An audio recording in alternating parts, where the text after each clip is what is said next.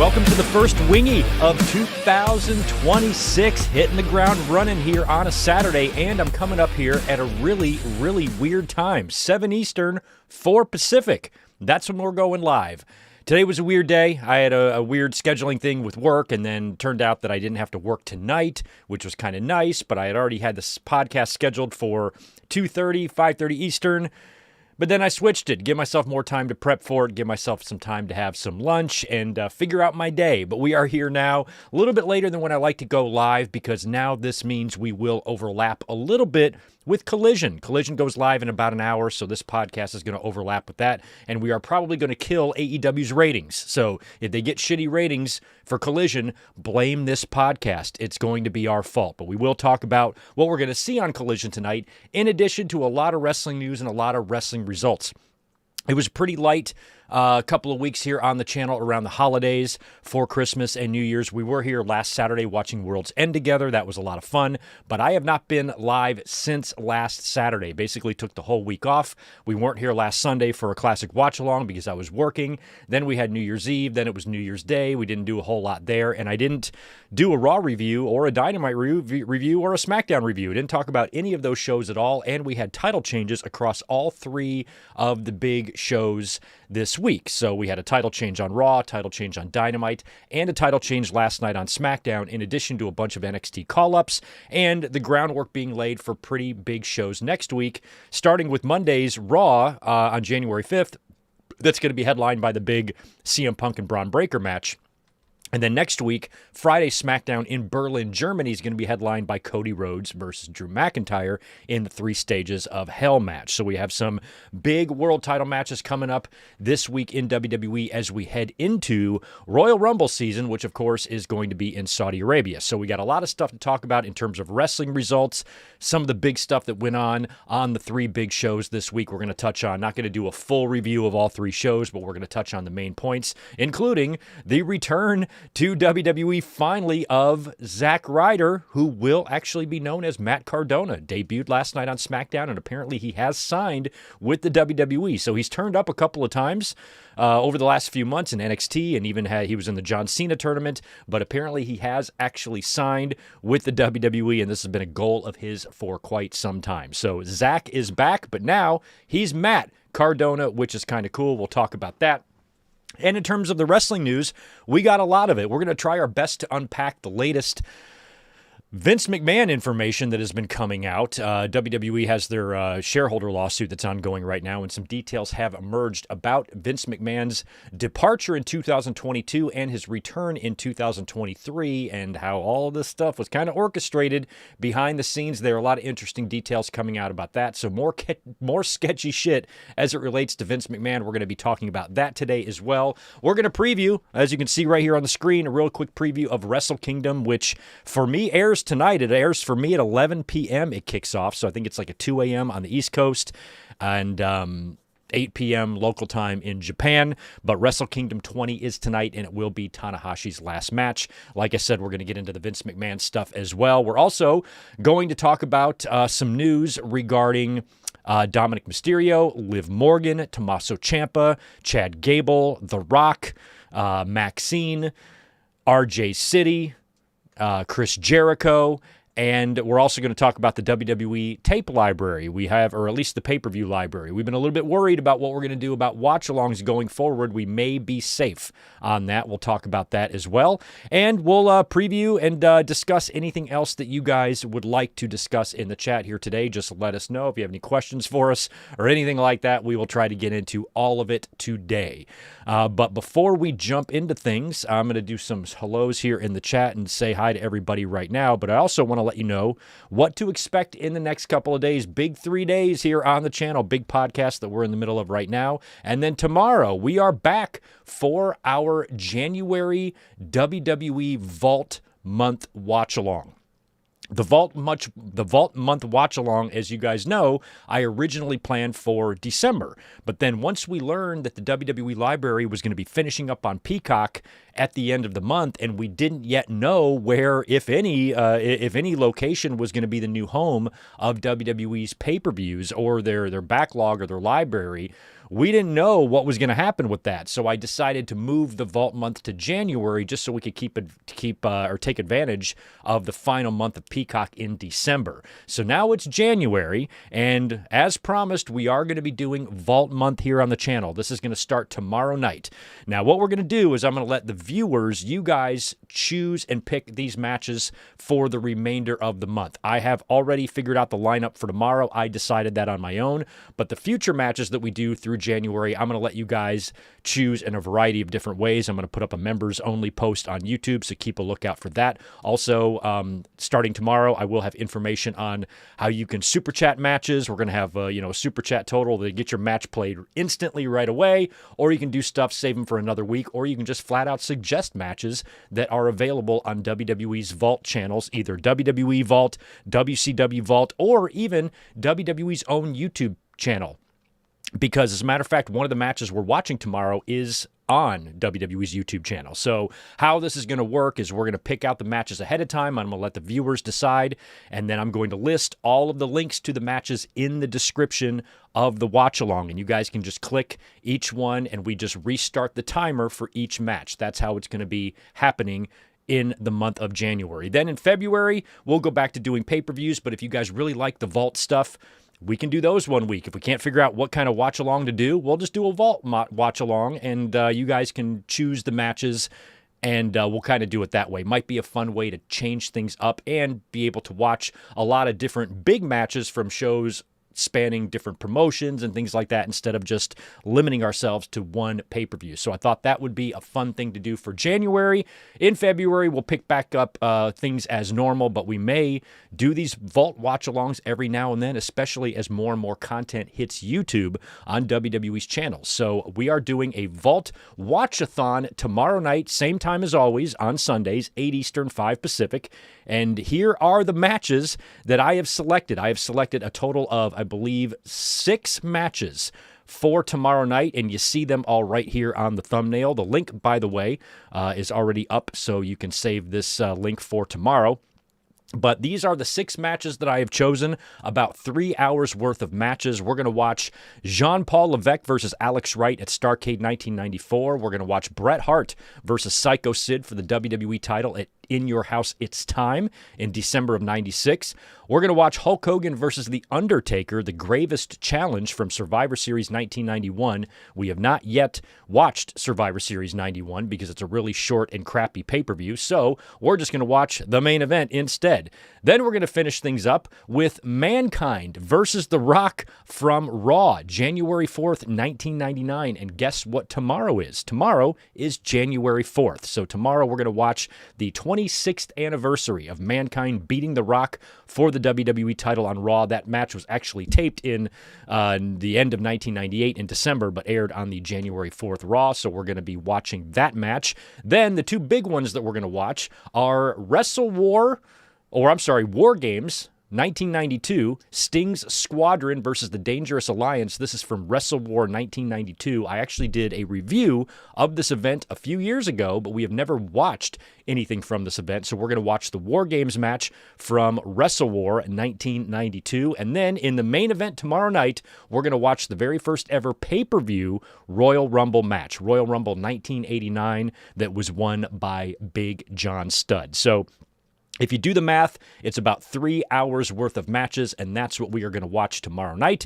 And like I said, the link is already up, and the link to all of these individual matches are already down in the description for you to make things very, very easy for following along. So that is what is going on tomorrow. Then on Monday, we're going to be back. We have to be here for the January 5th Raw because it's a big show. So we're going to be here to watch Monday Night Raw together, and we'll stick around for a review. Of course, it's CM Punk versus Braun Breaker for the championship. We could see Braun Breaker win the title as early as Monday, or we could see him win the Royal Rumble and win the title at WrestleMania. Not really sure yet how this is going to go. And WWE is doing a co-promotion on Monday with Stranger Things, so they're asking the fans to show up in their best Stranger Things look, I guess. Of course, we had the finale on New Year's Eve, and a little crossover here with Raw and Stranger Things on Netflix, and a big show coming up this Monday that we will be here to watch together. So you got a lot of me. You got me for a couple hours here right now. You get me for a minimum of 3 hours tomorrow night, and then another 3 hours plus on Monday night. So a whole lot of my bald head is coming your way as we are kicking off 2026 in a big way. So that is what is on tap for the next couple of days. Now, I owe you guys some hellos, and then we'll dive into our bullshit here. Let me just say hi to everybody who is here in the chat. I wouldn't mind if you guys would hit that thumbs up button for me. That would be great. Also, make sure you subscribe if you are not yet already. Super chats are open, so are memberships, and you can visit the Patreon page and join for free, where you can access all of the content I post over there on Patreon. Put a couple of holiday watch-along videos up there a couple of weeks ago, and I got a lot of stuff that I just got to finish editing and tossing up there, but content will be hitting Patreon as well. And right now, it is free for everyone. All you have to do is subscribe. So that's what's going on there. Good to see our friends Rodrigo. Happy New Year to everyone, by the way. Rodrigo, Zane G, Tatanani. We got Melissa, Garrett Osborne. We got Coco Anarchy. Good to see you, Colin. Handsome Steve Jacobson. That makes two of us. Power Spin. Jim K 2112. First wingy of 2026. That's true. Zach is in the house.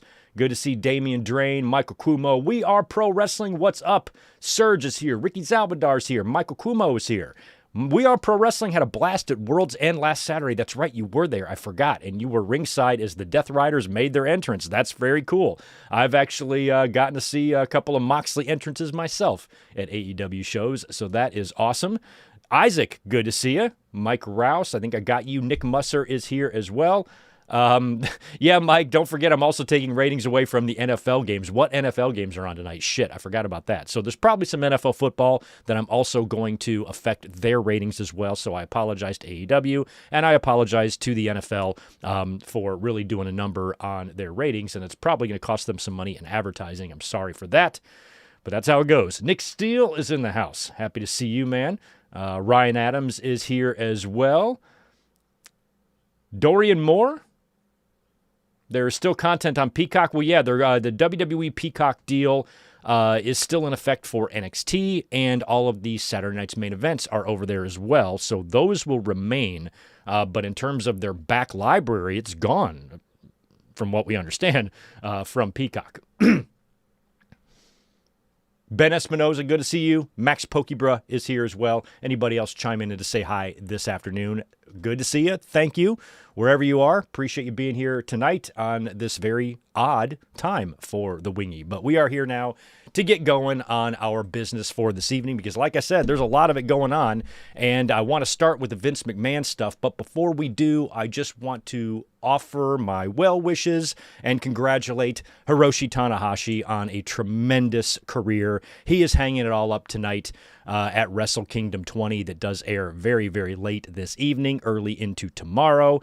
And he's going to be taking on Kazuchika Okada in his final ever match. It took a while to get to this opponent. For a while, we thought it might be Shinsuke Nakamura, and there was a lot of possibilities about who Tanahashi's final opponent can be.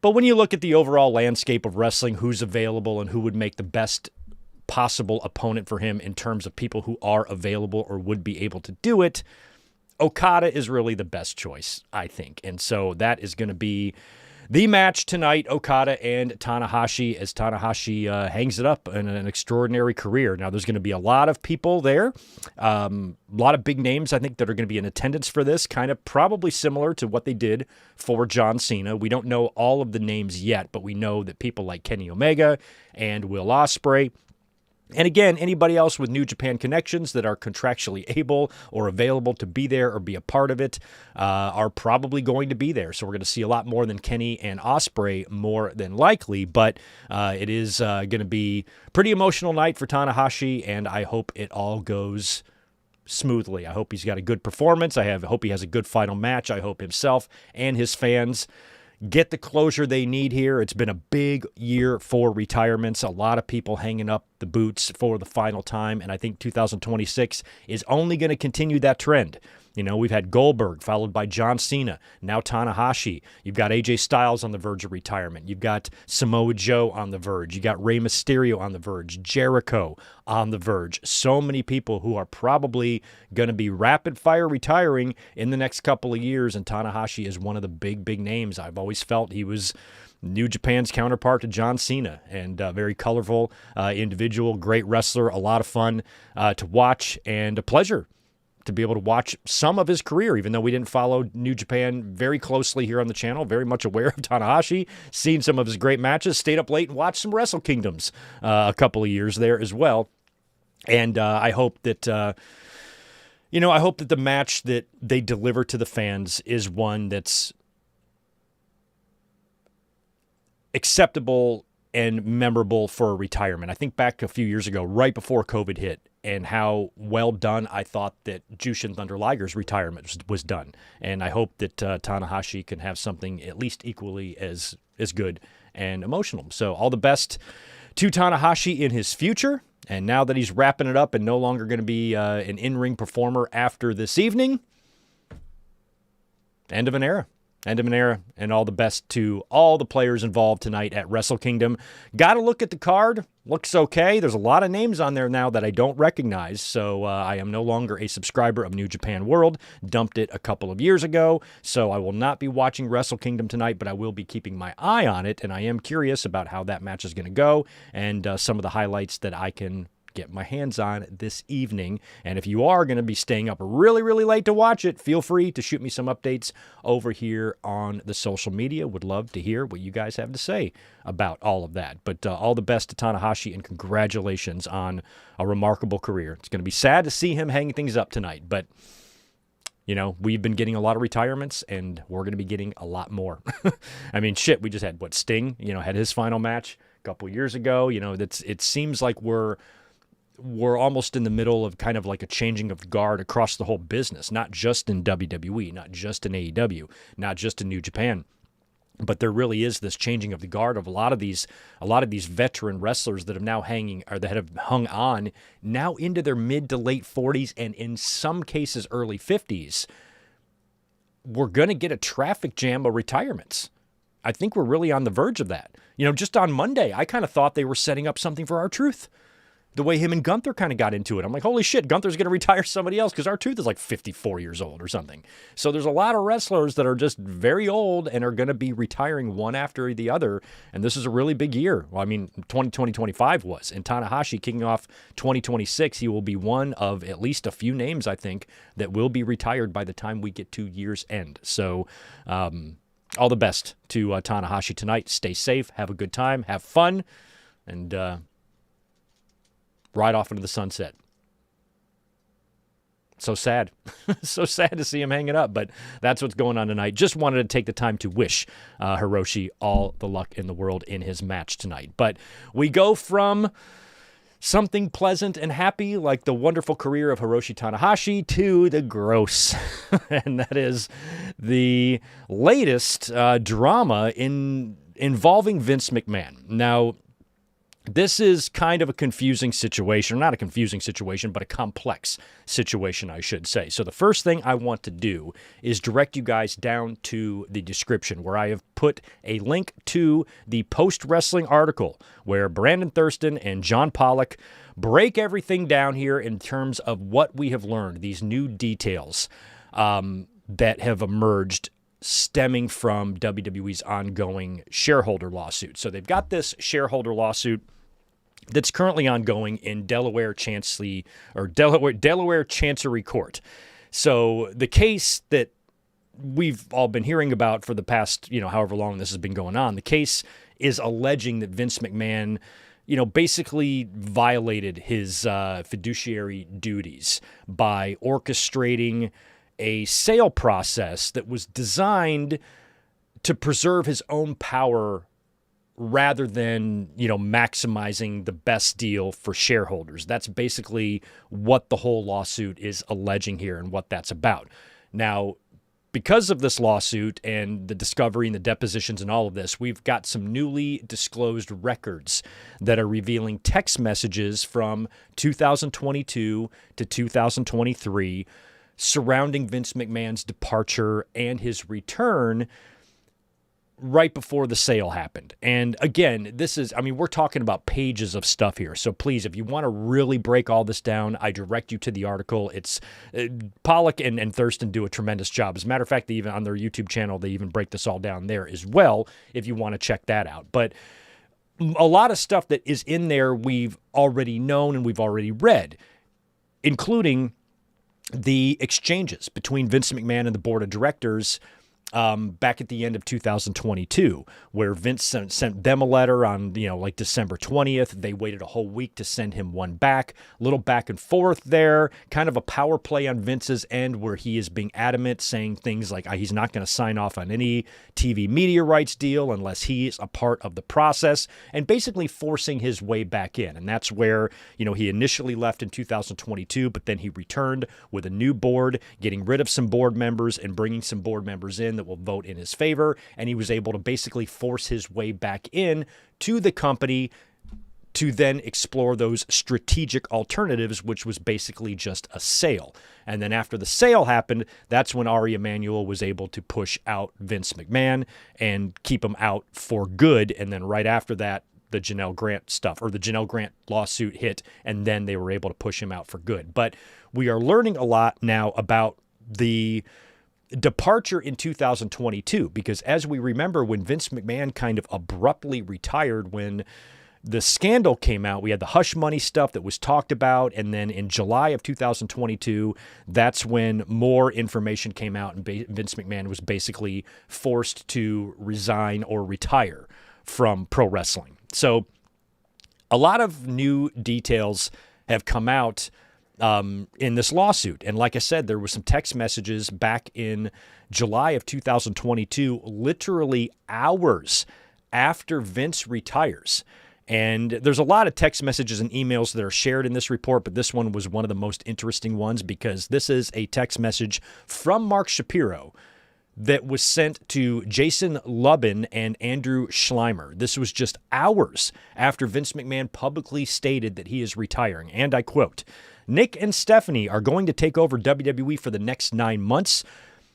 Vince will be back with a new board, or he will take the company private, or he will sell it / coming to us. The race is on, the courtship is on." So this email basically almost perfectly outlined what exactly happened. Vince was gone in 2022. Triple H was then in charge, but the plan all along was for Vince to come back with a new board member. The only thing that was different here is that it happened in 6 months rather than 9 months. Shapiro said that Vince is going to be gone for 6 months, and he was only gone for 6. So the exchanges between Vince and the board at the end of 2022, there's like 3 big long letters here. Vince to the board back to Vince, and then Vince back to the board, where Vince is basically letting them know and what his plans are. And these things really, really outline how his sole purpose was just getting back in and exploring those strategic alternatives, which basically is just a sale. And the exchanges really did seem heated, especially with Vince McMahon being adamant that he's not going to do this or he's not going to do that unless he gets his way. So you get to see all that, and a lot of that we already knew, but now it's kind of being detailed to us. Now, you see other things like text messages from August. Now, this would have been a month after Vince is gone, between Vince and Ari Emanuel about meeting at a steakhouse. And Vince McMahon says he's bringing Nick Khan and Stephanie with him, if that's okay. And Ari's like, yes. And then you have this whole process run its course. Vince gets himself back in. He switches up the board to get people to vote in his favor. Stephanie then resigns. He is back now to help pursue a sale. And Nick Khan went on CNBC in March of 2023 with Morgan Brennan, and he was asked a lot of tough questions. One of those questions was, is Vince McMahon involved in creative? And this is in March. And he says, no, Vince McMahon is not involved in creative. We talked about that. We talked about what Nick Khan said, but there was also a lot of journalists, a lot of wrestling media that was kind of saying otherwise, particularly Dave Meltzer and Sean Ross Sapp, who were both kind of reporting that Vince was kind of back in the fold, even though Nick Khan was saying publicly he was not. Well, Some of the information released in this shareholder lawsuit reveals text messages from February of 2023 showing that Vince McMahon is very, very much back involved in creative. And this is not anything that is surprising to us. We could tell that. We could see that. You could see that the night after WrestleMania. You could see that at WrestleMania. But the night after WrestleMania, especially, how horrible that Monday Night Raw was and how we, I talked about that before. I was at WrestleMania 39 in LA, and I remember being there on night one and how wonderfully night one felt. Like, holy shit, what a great show. If night one was this good, imagine how good night two was going to be. We walked out of SoFi on night one with this euphoric feeling like this is going to be a great fucking weekend. And then things so drastically changed on night two. You had that disappointing finish to Roman and Cody. Then you had the horrible Monday Night Raw the next night. But then prior to that, it was WWE announcing the sale. Vince McMahon is back with that creepy hair and the fucking mustache. You don't know what's going on. And now he's back, and you combine that with the shitty night two and the shitty Monday Night Raw, and it was clear that Vince was back. Well, we've got text messages from from February of 2023. This is a month before Nick Khan publicly said that Vince is not involved with creative, where it shows Vince definitely being involved in creative. There's a text to Triple H and Bruce Pritchard from Vince that reads, and I quote, "Hey guys, just double checking. Does Roman and Cody know the new creative regarding WrestleMania and next year?" Bruce then replies, "Not to my knowledge. I don't know if Paul has had a conversation with either. Roman's first appearance since we spoke is Friday in DC. Both will be there in person." And then Vince says to Paul or Triple H, "Have you?" And Khan responded to Vince McMahon writing Langus. And Vince responds by saying, "What in the blue hell is Langus?" And Khan replied, "Read it backwards," which spells out signal, which he's likely referring to the Signal messaging app to keep things a little bit more private. So nothing too scandalous here, nothing too illegal here or anything like that. This is just Vince talking about creative, but Nick Khan is publicly saying that Vince is not involved in creative, and you have text messages showing that he clearly was. So there was a balancing going on between Nick, what he can do to say, what he can say, and also, what he can do to not step on Vince's toes. And they're all in a weird situation here. And all of this, there's so much more than this, by the way, in the article. But what this really, really does outline is how all of this really was kind of orchestrated and planned. And Vince was not going to be a part of any sort of a sale unless he could keep himself in power. So basically, that's what the lawsuit alleges, because the communication shows that all of this, that in the Endeavor sale was orchestrated and planned because no other suitors would keep Vince. And Vince knew that. Vince knew that any other suitors out there to purchase the company were not going to keep him around. There was too much liability there because, Vince McMahon and all of the controversy and scandals attached to him can affect your stock prices. So, no other suitors were really going to want to keep Vince on if they purchased the company. So Vince was really only willing to orchestrate the sale and this merger here because he could stay on board.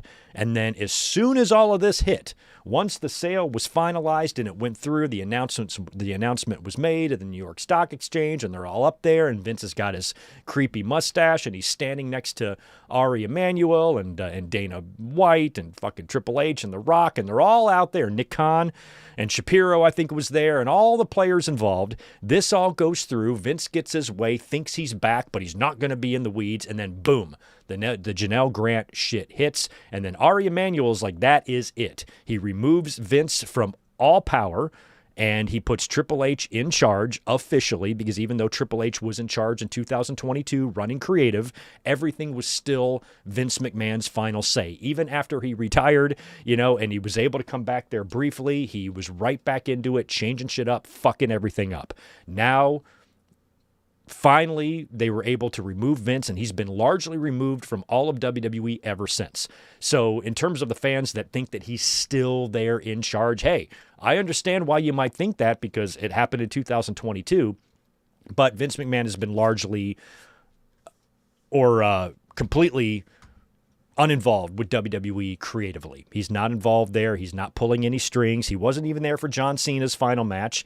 And once that Janelle Grant lawsuit, and all the details there came out, they were able to finally, because of the new deal, the new merger, get Vince out of there and put Triple H firmly in charge. So now Vince McMahon, he's still not done. He's got all sorts of legal problems. WWE has the shareholder lawsuit going on right now. Of course, the Janelle Grant civil case is not going away. And Vince McMahon, now in his 80s or whatever the hell he is still got just so much going on in terms of, we recently heard about him, trying to start and form an entertainment company. I don't think Vince realizes that he's 80 years old, and he doesn't have time to sink 20 years into another corporation and turn it into something big. He's going to die soon. So he's got all this stuff surrounding him, and it really shows you the crazy process that it was to actually get him the fuck out, and how difficult it was to get him out finally, and what it actually took for him to finally go away. But now all the details of this sale and everything coming out here in the Delaware shareholder lawsuit is showing, how truly orchestrated this stuff is. Now, I'm not, a lawyer, and this is not my avenue of expertise, in terms of antitrust laws and that type of thing. But it sounds like everything that went on here, the evidence is pretty damning. If the point of this lawsuit is to allege that McMahon was more concerned about preserving his own power than his fiduciary duties of maximizing the best deal for his shareholders, then yeah, he seems pretty fucking guilty of that. He wasn't interested in doing anything except keeping himself in power. It's almost like he was calling up governors of states. Just give me any votes you can to keep me. Whatever he can do, desperation almost. But Vince was not going to budge on anything. He was going to make sure that whatever deal, if they were going to sell WWE, that he was going to do it in a way that benefited him first, and then we'll worry about everything else later. And it seems like the evidence is pretty strong supporting this case. So I don't know what's going to happen with the lawsuit. You can't unsell the company. I don't know what kind of fines or penalties or repercussions you can have for these things. But when you look at the very, very long laundry list of information that's out there detailing this orchestration, it seems pretty damn cut and dry to me, for sure, based on what we read. But if you want to check out that article, please do, because it shows you so much stuff. A lot of it we've already known. A lot of it we covered 2 years ago. But, when you read, looking at it through context now, especially those letters between Vince and the board, the back and forth that they had in December of 2022, when we knew about that at the time, we were talking about that, but now it almost paints it in an even clearer picture now, that we know what we know with this lawsuit, and we really see the timeline and the motivations of what Vince McMahon was actually doing at this time, and it's sketchy as all fuck. The only good thing about this is it doesn't involve any women that whose hair Vince is shitting in or whatever. This is just sketchy from a completely different direction here. So in terms of the lawsuit, I don't know how things get worked out. I don't know what the end result here would be or how these things work, but I'm definitely interested in the information that's coming out and the stuff that we're learning, because reading some of these text messages are pretty funny. Watching Vince write things like LOL and emojis and everything. This is an 80-year-old man. Some of those text messages that we read, from the Janelle Grant lawsuit as well. You're like, this is an 80-year-old man talking like this?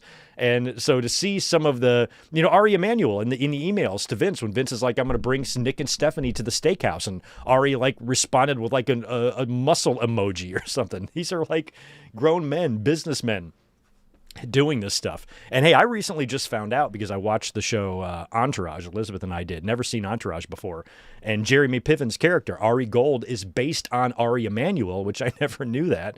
And that would be kind of a cool, I guess, a cool confrontation.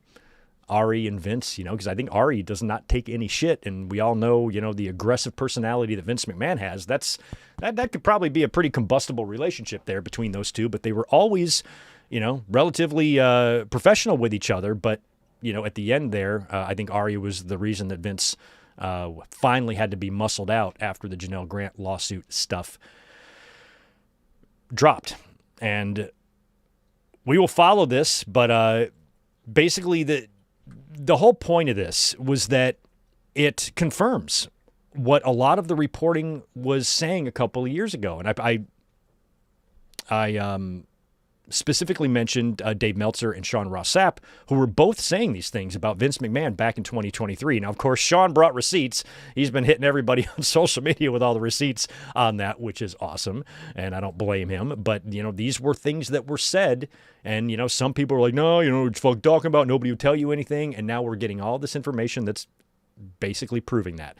And the fact that they had this figured out right off the bat, like I said, that initial email was the craziest one because it was sent the same day that Vince McMahon retired in July of 2022. That very day, they not only knew that Vince was going to be gone, but exactly the details of it and how long it was going to be. He's going to be gone for several months. He's going to come back with a new board, and then he'll be back in. And that's literally exactly what happened.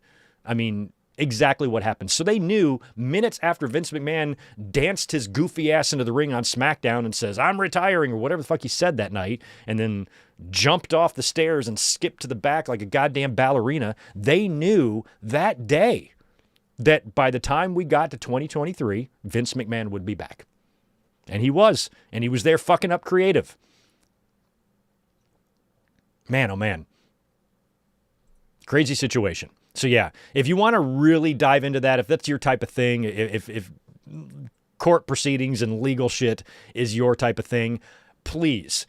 I can't say enough good things about the reporting of post-wrestling, Brandon Thurston, John Pollock. They do a tremendous job really breaking it all down, and they can really explain it to you better than me. And when you read, there's just pages of shit. I'm like, I was thinking about the podcast today. I'm like, how much of the shit am I going to read on here? I just got to give you guys the overall gist of what we have learned, and then you can take it from there and go learn more about it if you would like. But just kind of outlines more sketchy shit from Vince McMahon and everything that was going on during his retirement in 2023 and the return and the lawsuits and all that stuff.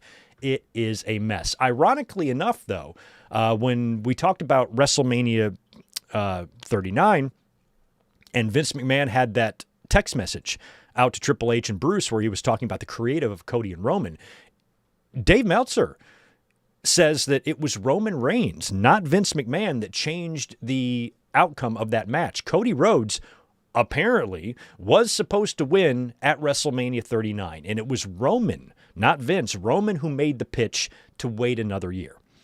Now that we debated that the last couple of years. I was there that night. There was a lot of disappointed fans. I didn't let it get to me too much because I did enjoy Cody's run the following year and then winning at WrestleMania 40. I thought all of that was great. And even at the time at WrestleMania 39, we have to remember that Cody was gone. So Cody came back at WrestleMania 38, wrestled the quick program with Rollins, and then got injured. He tore his titty off, remember? And then he was gone all the way until the Royal Rumble. And then he came back and just won the Rumble. So even though, yeah, Cody winning at WrestleMania 39, I had predicted that, but I don't know if I'm going to die on that hill that he should have won. I think if he did, it would have been great. WWE would have found great success with Cody as champion, but I also kind of like the way it happened at WrestleMania 40. So I'm not really sure if Roman was exactly wrong for suggesting this, or if Roman just wanted to keep the title for another year or whatever it was. But Dave Meltzer claims that it was Roman who changed the creative, got Paul Heyman behind it. They went to Triple H or management or whatever, and they agreed, and Roman went over that night. But apparently Cody was the original plan. So, hindsight is always 20/20. You can always debate that, until the end of time. Was it the right thing to do to wait? Did you prefer them waiting until WrestleMania 40, or would you have rather had them do it at WrestleMania 39? A lot of people have varying opinions on it. I can kind of see it both ways. I think I don't think it would have mattered if Cody would have won at WrestleMania 39. It wouldn't have. He would have had a great year. WWE would have ran behind Cody as the champion, just like they did, the year after when he did win it. So I don't think it was a decision that necessarily saved anything. Like, oh, good thing we last minute decided to put the belt or keep the belt with Roman because it could have been a disaster. No, it would have been fine. It would have been fine if Cody won. So I'm kind of on the fence about that. But Dave says it was Roman, not Vince McMahon, who changed the outcome of that. All right, we've got some good news. And now after we've talked about the gross Vince McMahon stuff, we do have some good news regarding the WWE pay-per-view library. So, of course, as we know, the WWE deal with Peacock ended on December 31st, so now it's 2026, and the WWE tape library doesn't have a home. Well, without any announcements whatsoever, I started getting some tweets and DMs and stuff about, hey, check out Netflix. You go over to Netflix around the 30th or 31st, a few days ago, it shows all of the WWE pay-per-views as coming soon. Now they are all there. Now, all I've checked so far is the WWE shows. You guys can fill me in on what exactly is over there, but it does look like, from what I can tell, that every WWE pay-per-view is now on Netflix. All the WrestleManias, the Survivor Series, all that shit. Even the Over the Edges, all of the pay-per-views involving Chris Benoit, they're all there. Over the Edge 1999 is there. You can watch the night that Owen Hart passed away on Netflix right now. So all of the pay-per-views are there. I don't know what that means for the WCW shows, if they will eventually get there, the ECW shows, if they will eventually get there, and anything else they had over on Peacock, some of the classic shows, the countless amounts of Coliseum videos and DVDs that they had uploaded on Peacock as well. It remains to be seen if any of that hits Netflix, but in terms of WWE PLEs, they are all there. So in terms of our Sunday night watch-alongs, watching WWE PLEs or pay-per-views is not going to be a problem. We will be able to continue doing that, assuming that you have Netflix, of course, which I'm sure if most of you had Peacock, you guys probably have Netflix as well. But also, any pay-per-view that is available on YouTube, we will just watch it here. But if not, we will use Netflix. So at least that means that our Sunday night pay-per-view watch-alongs should remain unaffected. It just depends on whether or not they're going to be putting the WCW and ECW shows over there. I'm assuming they will, but all I saw was WWE shows so far. I have not seen anything from WCW or ECW, so let's hope that those come in the future. In the meantime, if we do want to watch a WCW or ECW pay-per-view, it's just going to have to be one that's available on YouTube. So Netflix is a start. Like I said, I would prefer everything just being on YouTube, but I think WWE, they might be spreading their shit out. It might be Netflix for the WWE pay-per-views and YouTube for the WCW shows. Who knows? The days of having a one-stop shop are over. WWE can secure like media rights deals for Raw, for SmackDown, for NXT, for their library, for their pay-per-views. Literally for everything they have can all have its separate deal, and that's just crazy to me. But the pay-per-views right now, at least, are on Netflix, and hopefully WCW and ECW shows will follow. So that is a little bit of good news there. We got some more good news. Some updates on a couple of our favorite WWE wrestlers, Dominic Mysterio and Liv Morgan. We'll start with Dominic. Of course, he's been out of action recently with a shoulder injury, and luckily, Fightful and The Observer are both reporting that the shoulder injury will likely not require surgery. And as of right now, Dominic is hoping to be cleared by Royal Rumble week. So we're talking about another month of missing Dominic. That's really good news if true, because the last thing I want to see right now is Dominic have to have surgery and miss any significant amount of time, because he is a multiple champion right now. He's the AAA Mega Champion. He's the WWE Intercontinental Champion. I have got Dominic as my early prediction to win this year's Money in the Bank briefcase. So the last thing he needs right now is 7 months out with an injury, and it looks like there's a good chance he will be back without needing surgery and could be back by the Royal Rumble. So let's keep our fingers crossed there. Also, Liv Morgan, WWE's got big plans for her. She, of course, returned at the Survivor Series to help Dominic beat John Cena for the Intercontinental title. This is according to WrestleVotes Radio on Fightful Select. Morgan, there's an internal push to showcase Morgan as a centerpiece of WWE's women's division at this year's WrestleMania. Several inside sources that WrestleVotes has talked to want her featured prominently, perhaps in a singles capacity. So part of me wants to say, no shit, Sherlock. I think that Liv was really on a roll there prior to her injury. Her stock has risen dramatically since her heel run, her association with Dominic, and her turning into that Jezebel. She played it so well. She has been playing it so well. And we all saw big things for Liv Morgan prior to her getting injured. And then when she did get injured and was out, she was a lot of people's early favorite to win the Royal Rumble because most folks were expecting her back before the Royal Rumble. And a returning star of that caliber who was world champion earlier this year, I think Liv was an early candidate to win the Royal Rumble the minute she got injured. So I don't think it's that much of a surprise. I'm not saying WrestleVotes Radio just made this shit up or not, but I also think that if you're an observer of the WWE product, that seems obvious. I think Liv Morgan will be a big part of this year's WrestleMania, and I would love for her to be the one to win the Royal Rumble. If Liv Morgan won the Royal Rumble, that would be tremendous. I don't know at this point what the matches would be. You got Stephanie Vaquer as the champion on Raw. Jade on SmackDown. I would love to see Bianca Belair back if she hasn't had to amputate her fucking hand or whatever's taken so long there. But Bianca coming back would be perfect timing to set up a Jade and Bianca match for WrestleMania.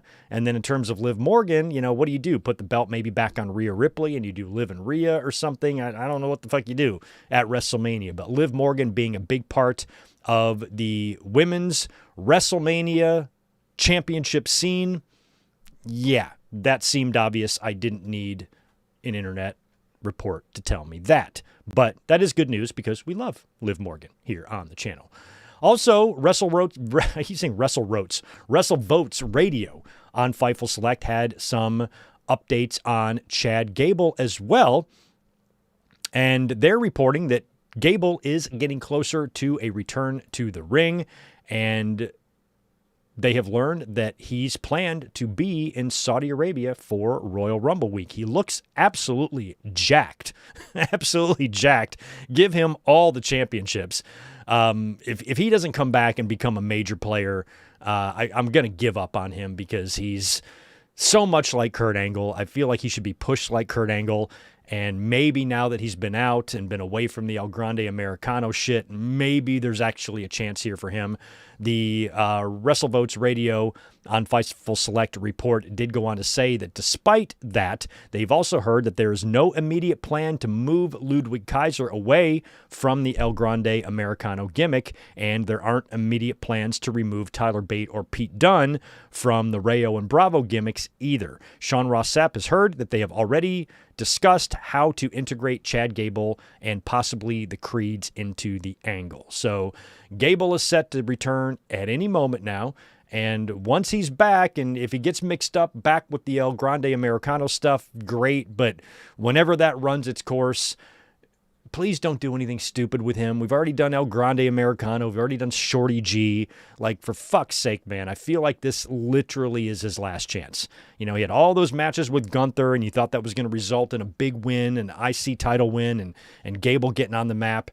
And he just keeps getting cut off at every opportunity. So maybe when he comes back here, this can actually mean something for Chad Gable, and we wish him the best in his return.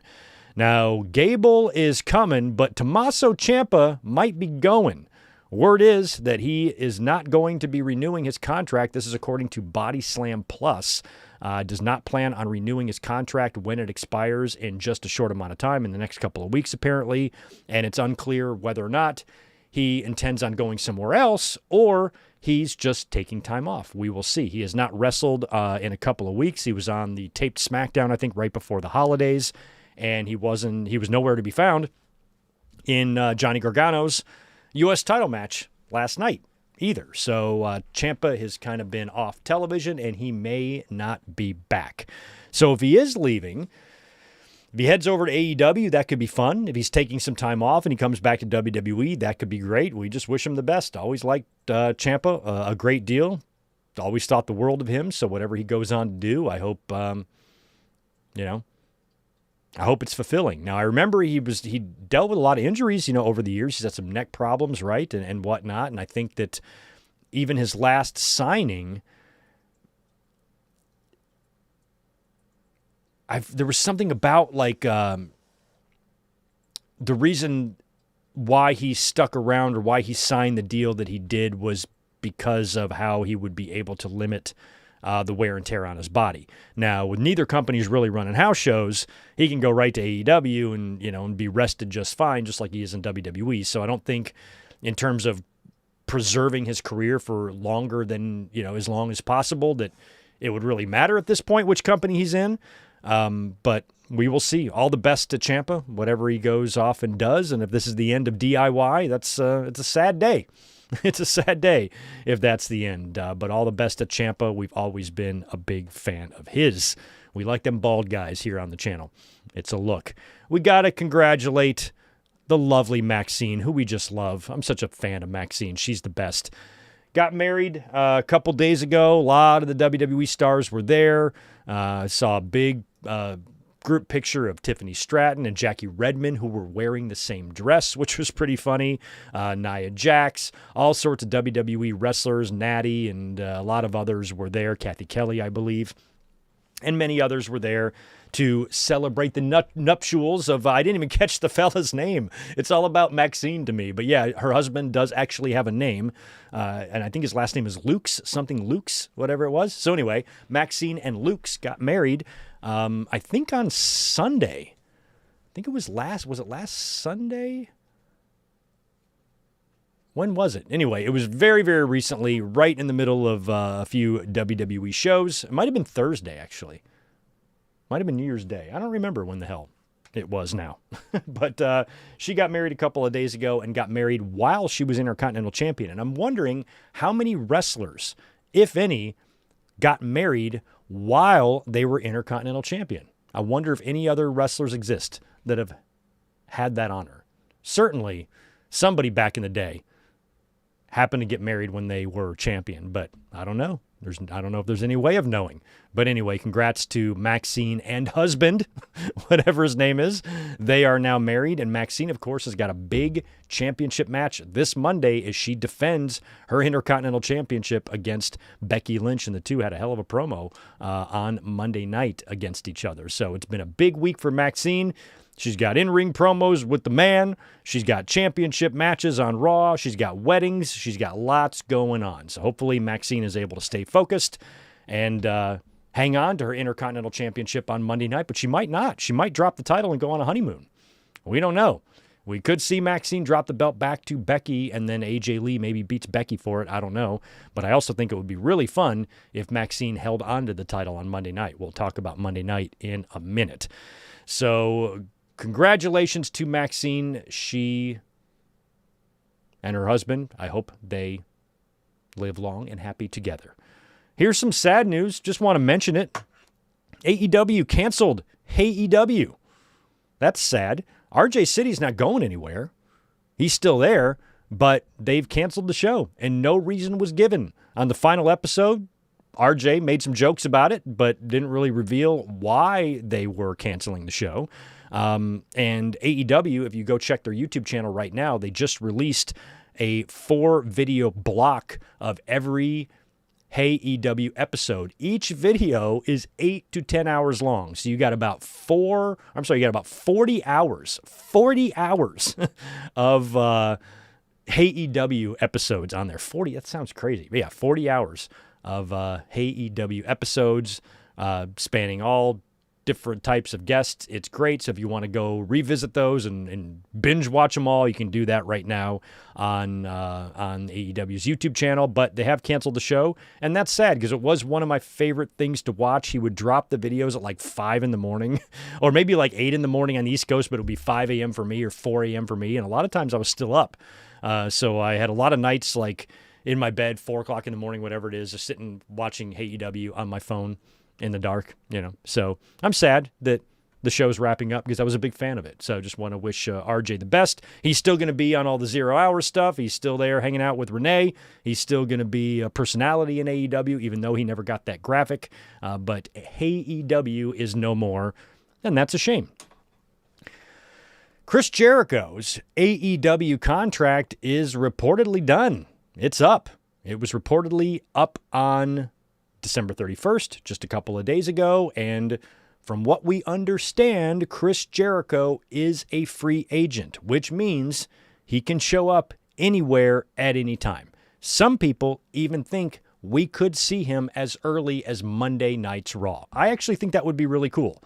I'm really not interested in seeing Chris Jericho at the Royal Rumble because the Royal Rumble is in Saudi Arabia, and I just don't see how it would be possible unless Jericho takes a charter flight, goes right into a hotel, and just hides himself for a couple of days. I don't know how Jericho is not going to be spotted in Saudi Arabia. Somebody's going to see him and leak it, and why would he be there?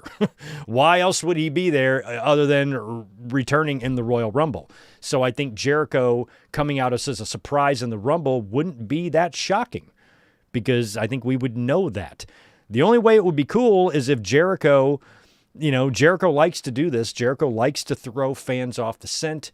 Jericho likes to troll fans. So if there was a way for him to actually hide himself, fly over on a separate plane, stay completely hidden where nobody sees him, and then tries to throw people off the trail by posting something on Instagram, making it look like he's at the beach or something here. A lot of wrestlers do that too. But I think fans might actually believe this one if, there's no reports of him being spotted in Saudi Arabia. If we don't hear any reports of Jericho being spotted in Saudi Arabia, then maybe we'll be like, well, if he's coming back, he'll be coming back when they get back from Saudi Arabia. Maybe on the next night's Raw, or maybe he'll return at WrestleMania. And then he comes out at the Rumble. That could be really fun as a way to surprise us. You didn't think I'd come out at the Rumble, did you? Because everybody's been saying the same thing. Oh, he's not going to be at the Rumble because somebody will spot him. Jericho might take that as a challenge and say, oh, yeah, you think I'm going to get spotted in Saudi Arabia? I'll take that challenge. Let's debut me there. But I've been maintaining that because of that, he probably isn't going to be debuting at the Royal Rumble, and I believe we will see him prior to the Royal Rumble, whether it be on a Raw or a SmackDown or maybe immediately following the Royal Rumble. But I think Jericho, he should do something at WrestleMania. Maybe even have like a retirement match. I like the idea of Jericho and Sami Zayn, having a feud. Maybe Jericho's the reason that Sami doesn't win the championship, as Sami mentioned last night. That's going to be his goal for 2026. Maybe Jericho gets involved there. Or maybe Jericho comes out as early as Monday night. Now, what would he do there? I don't know. I don't know if he would be a part of like the Braun Breaker and CM Punk stuff, plus the relationship between CM Punk and Chris Jericho is pretty interesting. Jericho was there. He was right there in the middle of that muffin gate and the brawl out. He had some words for Punk. They've had an abrasive relationship with each other over the years, even prior to excuse me. Even prior to Punk coming into AEW, he said something about Jericho wanting to get him on his podcast and questioned his motives for that. And, he just wants to get his views and that type of thing. So they've had a little back and forth over the years. But when they were both in AEW, they were sitting next to each other at the commentary table. It seemed all fine. But then when Punk started causing the problems, I think Jericho changed his tune a bit. And, there was some reports of how he even said to Punk's face, called him a cancer or whatnot. So if any of that was true, and there has been some dissension there or some tension between those two guys, now they have to work with each other again. And is Jericho going to come out and get in Punk's match? If I'm Punk, I don't want anything to do with Jericho. He's old and he's slow and he's fat. I don't want to fuck with him.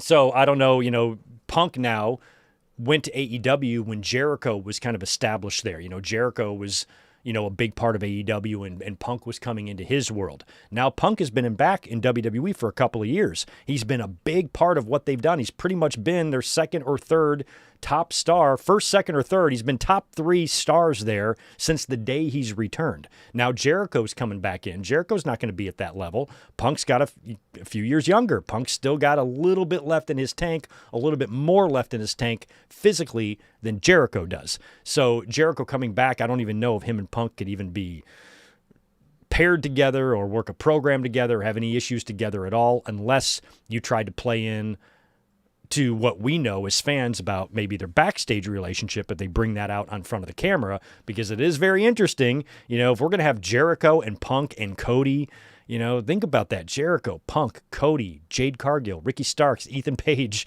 Miro, all these people that, were such a big part of AEW now in WWE. That's the great thing about competition, because we used to get that back in WCW and WWE days. You'd look at the WWE roster in 1996, and it was fucking everybody that was in WCW 3 years ago are there now. And now we're seeing that repeat itself. We're seeing history repeat itself again with these two companies, having so many men and women jump ship or switch in the last 6 years has been really, really fun to watch. And Jericho coming back to WWE to wrap up his career, have a retirement run, maybe have Gunther retire him like Gunther is retiring everybody else, I would love. But in terms of what he does when he shows back up, whenever that might be, whether it's Monday on Raw, whether it's in a couple of weeks, whether it's at the Royal Rumble, whether it's after the Royal Rumble, or whether it's at WrestleMania itself, who knows what he's going to come back and do if he does, and how WWE is going to feel about using him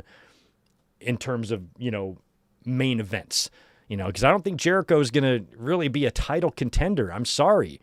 Jericho is just older and slower now. I don't think he really has it in him, unless he's been furiously working out, getting himself in shape to have one good, 6 or 8 month long retirement run, then great.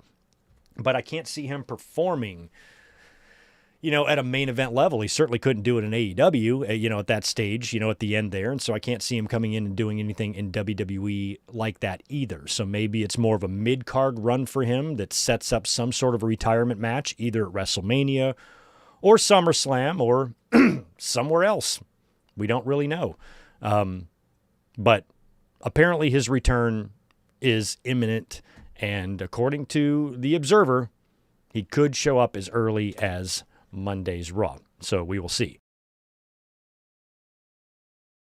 But if he does show up on Monday's Raw, we're going to be watching that together, because we have a watch-along plan. So I kind of hope that he does. Also, we have maybe some information on The Rock. We don't know if we're ever going to see The Rock again. I don't need to see him again. I kind of hope that we don't. I don't have any interest in seeing him in 2026. He can stay gone as far as I'm concerned. But Andrew Baidala tweeted out a couple days ago, and I quote, some information about The Rock. And I quote, "Before these rumors get wild again, The Rock is not wrestling at this year's WrestleMania. The big offer under discussion for next year's Mania 43 in Saudi Arabia, or the big offer under discussion is for next year's Mania in Saudi Arabia. And there appears to be hesitation about proceeding, given that The Rock knows it would most likely be his last match."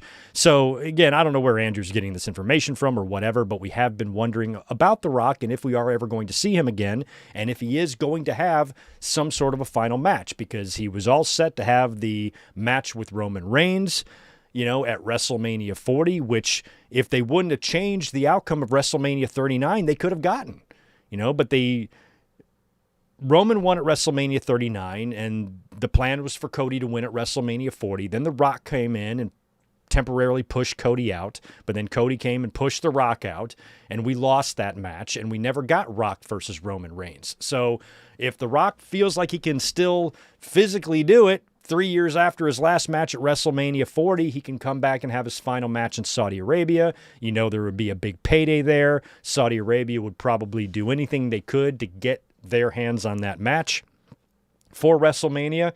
And maybe it'll happen. We'll have to see. I don't really care if it does or not, to be honest. I don't even really care who his opponent would be. I'm assuming it would be Roman Reigns, but again, we don't know for sure. All I know is seeing The Rock in 2026 is not something that I personally need. I just don't need that. Don't need him here. So if he is open to wrestling in Saudi Arabia at WrestleMania 43, that's not until 2027, which means we could have most of 2026 without him, not having to worry about him popping in or fucking shit up or anything like that. He can just show back up at the very end of the year or maybe the first Raw of 2027 announcing his return, and he's going to be here for a Mania program, and you can set up whatever he's going to do with Roman Reigns, and they can do that match at WrestleMania 43, and Saudi gets a big attraction match there. We will see. We don't really know. Now, Jonathan Coachman got all butthurt about this tweet, and he's kind of been going back and forth with Andrew, going back and forth with Sean Ross Sapp a little bit.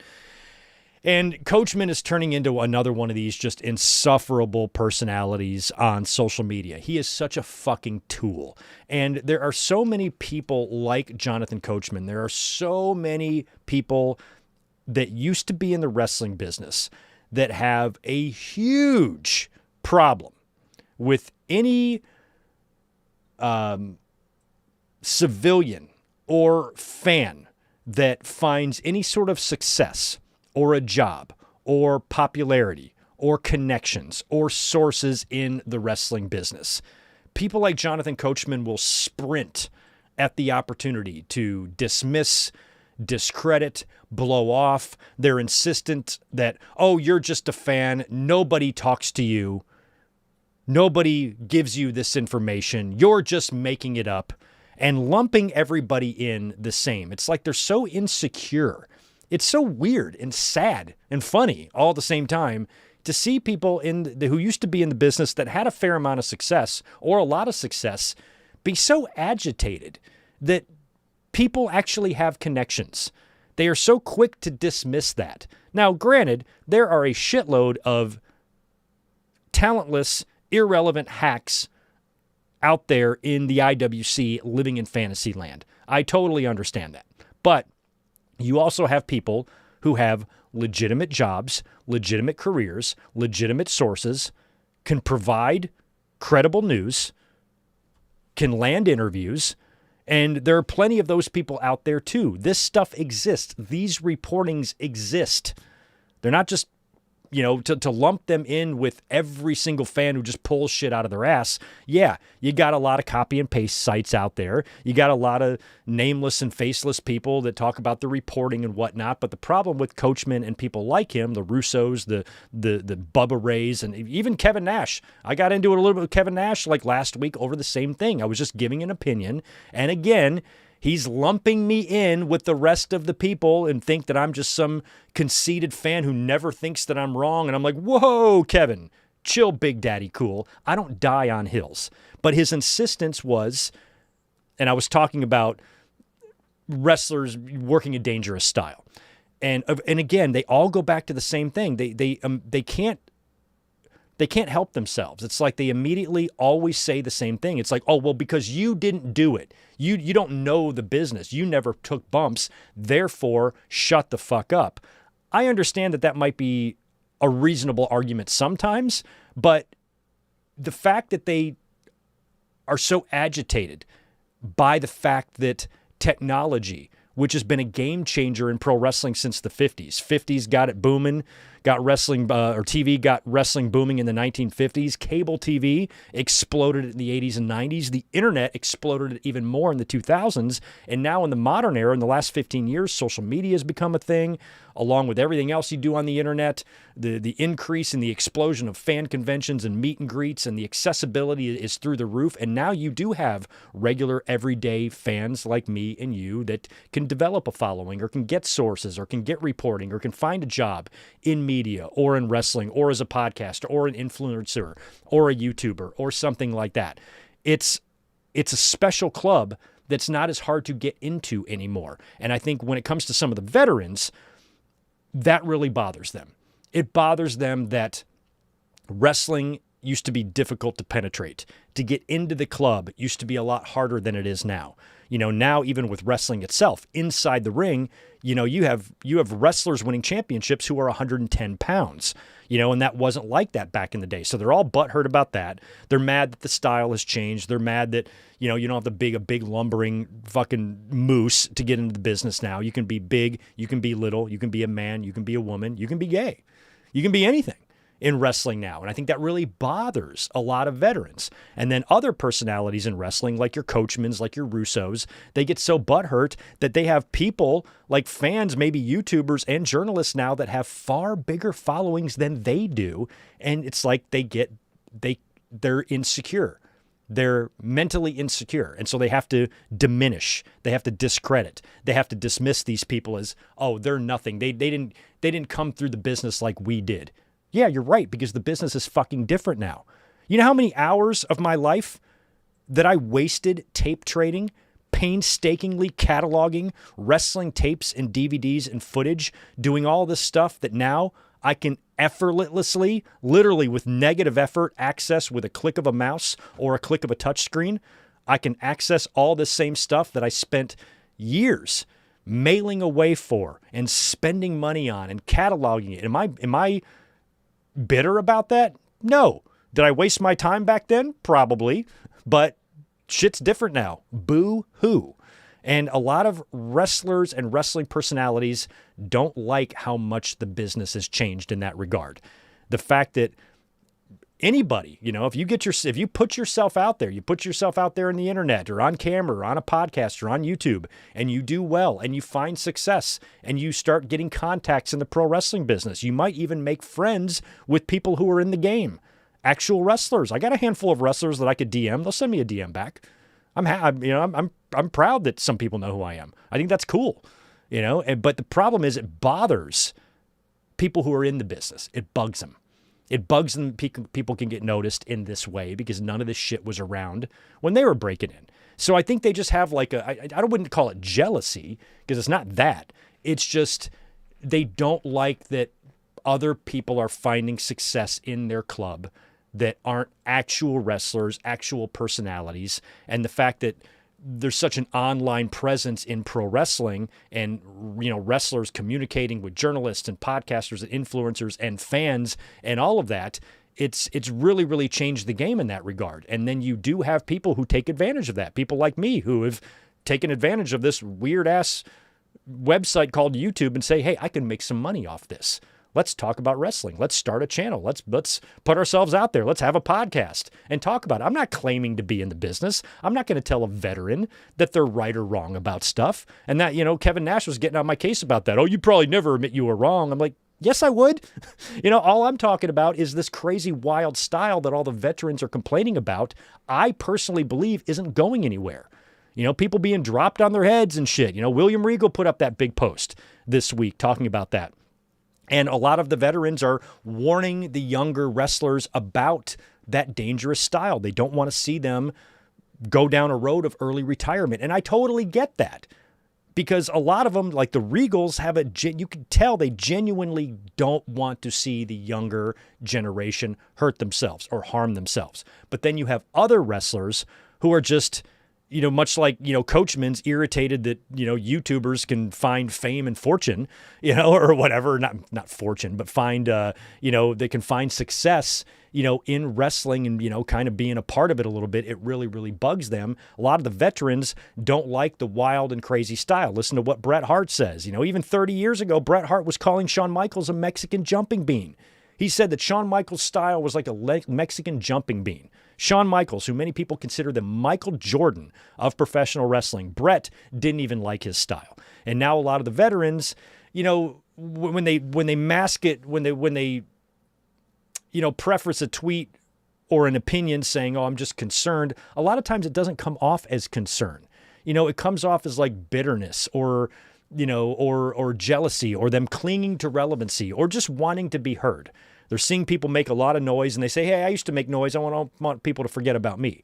And there just seems to be a lot of like irritation, among veterans when it comes to the modern style of wrestling and, people like Coachman or Russo or Bully Ray who don't like it, when fans start getting connections or getting interviews or start to become well known. It's immediately, oh, you're just a fan. People wouldn't tell you anything. When we just talked about earlier, Dave and Sean were both reporting all that Vince McMahon shit back in 2023. And then when we learned all those new details in the Delaware shareholder lawsuit, it confirms what they were reporting. So to blow it off and to pretend that these things don't exist, it's fine if you don't read these publications, but you can't pretend that this reporting doesn't exist. It does. And Coachman, kind of getting all butthurt over the tweet from Andrew. I'm like, what the fuck? He's insistent that there's just no wrestling journalists and nobody has any information. And I'm like, what? Why are you so inexplicably butthurt over nothing? Why does this even upset you? Go look at Jonathan Coachman's Twitter timeline right now. Look at the lack of likes he gets for someone with a following like his. 3 likes, 2 likes, 1 like, a lot of his responses. And I'm like, you sound like Jimmy Corderas. He's just, what the fuck is wrong with you? So I just don't understand why so many of them are like that. They have such a huge problem. They're still like kind of gatekeeping this special club that quite frankly isn't that special. It's fake fighting in your underwear. It's not rocket science. I don't know why this is so furiously protected. Like you have to be some sort of fucking genius to be involved in this bonkers ass line of work. It's so weird, and that's why, I couldn't believe, Kevin Nash. I'm like, Nash, you were one of the better ones, but Kevin Nash getting on my case, just kind of assuming, and I understand that there's a lot of assholes out there, but kind of just this assumption that every single person that you talk to that's not a wrestler is the same. I'm like, no. I was like, Nash, Big Daddy Cool. Read my tweet. I'm not dying on the hill. I'm not being aggressive in my opinion with the attitude that so many other wrestling fans have of I am smart and everybody else is stupid. I don't act that way at all. And I told Kevin that I appreciated him spending time with me on Christmas because it was his Christmas Day when we had this exchange. Which Christmas Day, he's got some history there with him and his son back in Christmas Day. So I wished him a happy holidays and whatnot. And then he's like, it's just Thursday for me. I'm like, oh, for fuck's sake. Is everybody just so bitter and miserable all the fucking time? Nash is a wealthy man, had a great career, and he's just tweeting miserable shit like on Christmas night. Bro, what the fuck? So I the two kind of reminded me of each other because they're Coachman and Nash, both kind of had similar behaviors over the past week on Twitter, but one was from the standpoint of a wrestler and one was more from the standpoint of like a journalist or a wrestling personality, Jonathan Coachman. He does not like that people report things, and he's the first one to call out that the reporting isn't real and they don't have sources. When he doesn't know what the fuck he's talking about. He's just saying that because for some reason, these things bother him. And for some reason, they bother so many other personalities in wrestling. It ain't going anywhere, guys. It's just like I tell the old timers, who are saying, hey, wrestlers, you got to be cool with dropping each other on the heads and shit like that. I'm like, yeah, I would love, wrestlers to stay safe as much as anybody else would, but conversations about wrestling's increasingly unsafe style have been going on for 3 decades now. We were talking about this shit in ECW when Spike Dudley was being thrown off the roof of fucking buildings and shit through 9 tables into a bed of nails. Is this safe? We're talking 3+ decades now of these type of conversations. The business is not going to go in reverse, and Nash made a good point when we were talking. He said, look, I never thought that the Pro Bowl would be a flag football game either, but a lot of the safety concerns caused them to tone that down. Yes, the Pro Bowl, and even some of the NFL games now have a lot of penalties, a lot of safety protocols and precautions and whatnot. And unfortunately, even though I don't see that happening in wrestling, it might take a tragedy to make that happen. I mean, it's morbid as all fuck, guys, but at what point does somebody die in the ring again? We've had some close calls, draws, of course, Owen Hart, that wasn't a wrestling accident. That was, a stunt accident gone wrong. But think about the close call that Steve Austin had, Hayabusa, of course, draws, paralyzed and passed away recently, and a lot of the other injuries that we've had, and we have had a couple of deaths. But, what happens when somebody dies on Raw? And if you have some crazy move, if you have a botched Spanish fly, and somebody is killed or paralyzed on Raw or SmackDown, I think, or Dynamite, I think you might see a drastic change then, because fans are going to be screaming or calling for change, and veterans are going to be speaking up. You can't be doing this. Look what happened. Then you might see that, but it might take something bad happening. But in terms of the modern style of pro wrestling, especially amongst its high flyers, its Will Ospreays and whatnot, I don't think that style is going to slow down. I think it's going to speed up. So I think people like Coachman and people like veterans, I understand they have to deal with a constant barrage of morons on social media. So I get that. But I think it's really short-sighted to lump them all in as the same. And for Nash to consider me as the same as some faceless fuckboy with 8 followers hiding behind an AI picture of Trump, smoking a cigar with the most asinine fucking timeline of idiocy, to lump me in with them that, every single fan is just idiot little anger boy. No, absolutely not. I respect legends. I will always respect the opinion of Kevin Nash. I will respect the opinion of William Regal. Coachman, however, is a tool bag, and I don't respect anything he says because he's just too inexplicably butthurt over nothing. If you just read his social media, he's been pretty obsessed for the last couple of days about this stuff, and he's had some people say, dude, you're being stupid. So anyway, The Rock's final match stuff kind of sparked all of this, but when it comes to actual reporting, there are people out there you can trust and there are people you can't, and that's up to everybody to decide who they like to get their news from or whatever, but part of the reason why I cite Fightful Select a lot, part of the reason why I cite Body Slam a lot is because they usually get shit right. They're not a hack site. I love Aaron Rift and the No DQ guys, but they're just copy and paste. They don't do any reporting. They just take news from everywhere else and plop it in their site. I'd rather get it from the actual source, or from people who have had a track record of good, credible reporting, which those guys have. So not only do wrestling personalities and wrestlers have a big problem, with journalists, a lot of fans do too. And it's a lot of the same thing. With fans, with the wrestlers, it's more like agitation and insecurity. With fans, it's jealousy.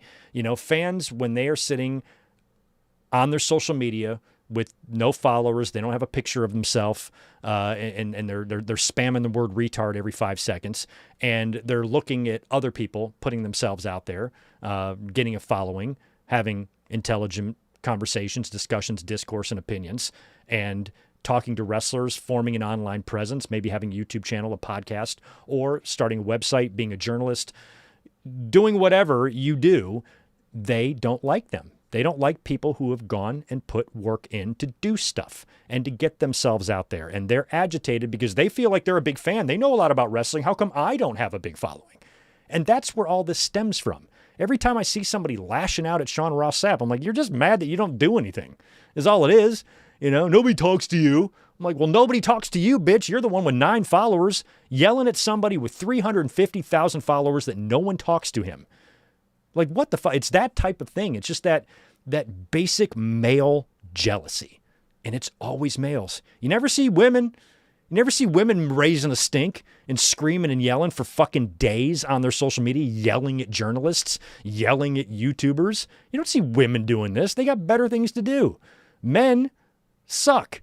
And it's men that are doing this. These are men with nothing else going on. Shit lives, shit jobs, no relationship, no friends, no prospects, no intelligence, no skills, no nothing. They just act miserable online all day. And anybody who does accomplish anything, they brush off as, they just can't handle it. They don't like it. They are jealous. So it's a lot of it falls under the same umbrella. The wrestlers who get mad and get agitated and have this just aversion towards wrestling journalists and whatnot. It's a lot of the same stuff. One's insecure, the other's jealousy. It's just weird. So I don't I've never read anything, even a report that's turned out to be wrong. Because there's been plenty of them, right? I've been reading wrestling news for like 35 years. I've read plenty of rumors, plenty of reports that have turned out to be wrong. Never once in my entire life, childhood through adult life, have I ever been angered by a wrestling news report. Ever. Even if it turned out to be wrong. I don't go on a 2-day Twitter tirade slobbering at journalists about their shitty reporting. It's wrestling news, man. This is a wacky-ass form of entertainment. You don't cover it the same way you cover the NBA and the NFL. You know, sources are different, and information is different, and how it's transferred is different, and everything is different. These leagues don't operate the same way. And so covering wrestling journalists or wrestling media are doing things a lot differently than you do in some of the other sports leagues and whatnot. And to me, that's not weird. Wrestling is a weird form of entertainment. You know, you can't speculate on who the NFL is going to book to win the Super Bowl, you know, that type of thing. It's completely different games being played here. So it's just overall how news stories are reported and stuff is just different. And that's the fun of pro wrestling. I've always enjoyed reading the sheets. You know, the first time I started realizing that you can read backstage information, you can call hotlines, I found that very fascinating. I wasn't too worried about what news was true and what wasn't. I enjoyed the experience of listening to it or reading it. You know, oh, that would be cool. Oh, wow, crazy. You know, I used to be so into the behind the scenes stuff. Now it's been so many years of it and it's so easily accessible to fans, they're losing the fun in it.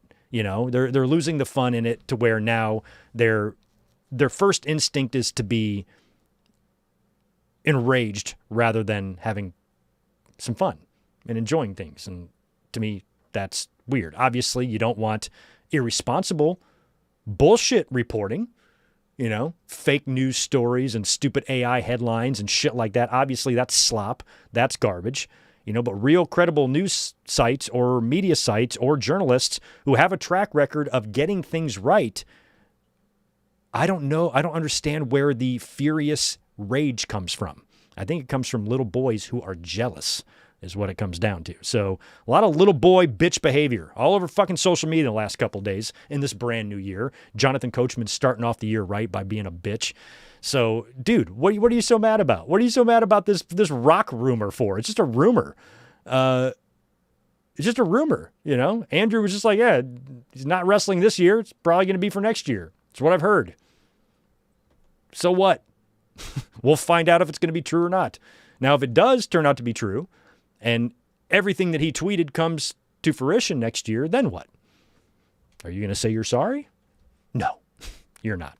So anyway, that's my little opinion there on wrestlers and wrestling personalities who get so angry that some people, some fans out there have developed themselves a following. Oh, the horror. Can't be having that, can we? Boy, wrestlers are the most insecure group of people I've ever seen. My God. So insecure.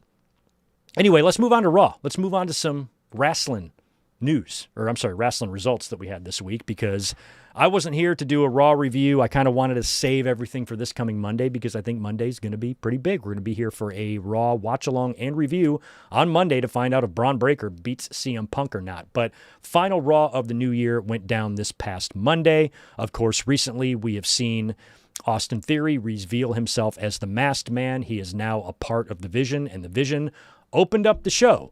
So Paul Heyman says some words. They're all out there in mass. Logan Paul on TV every week now, which is kind of cool. Logan Paul, Big, Bronson Reed, Braun Breaker, and of course Austin Theory and Paul Heyman. Paul Heyman says a few words, and out comes CM Punk. Now CM Punk says, hey, you know, I'd like to talk to Braun Breaker, but if I come in there, you know, you can punch me, you can tsunami me, you can spear me, you can do all these things to me.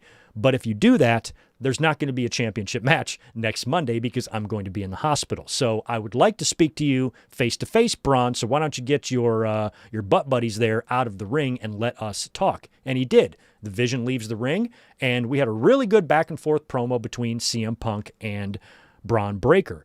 The promos leading up to this were very good. This was a solid build. I mean, in terms of what we got from the microphone.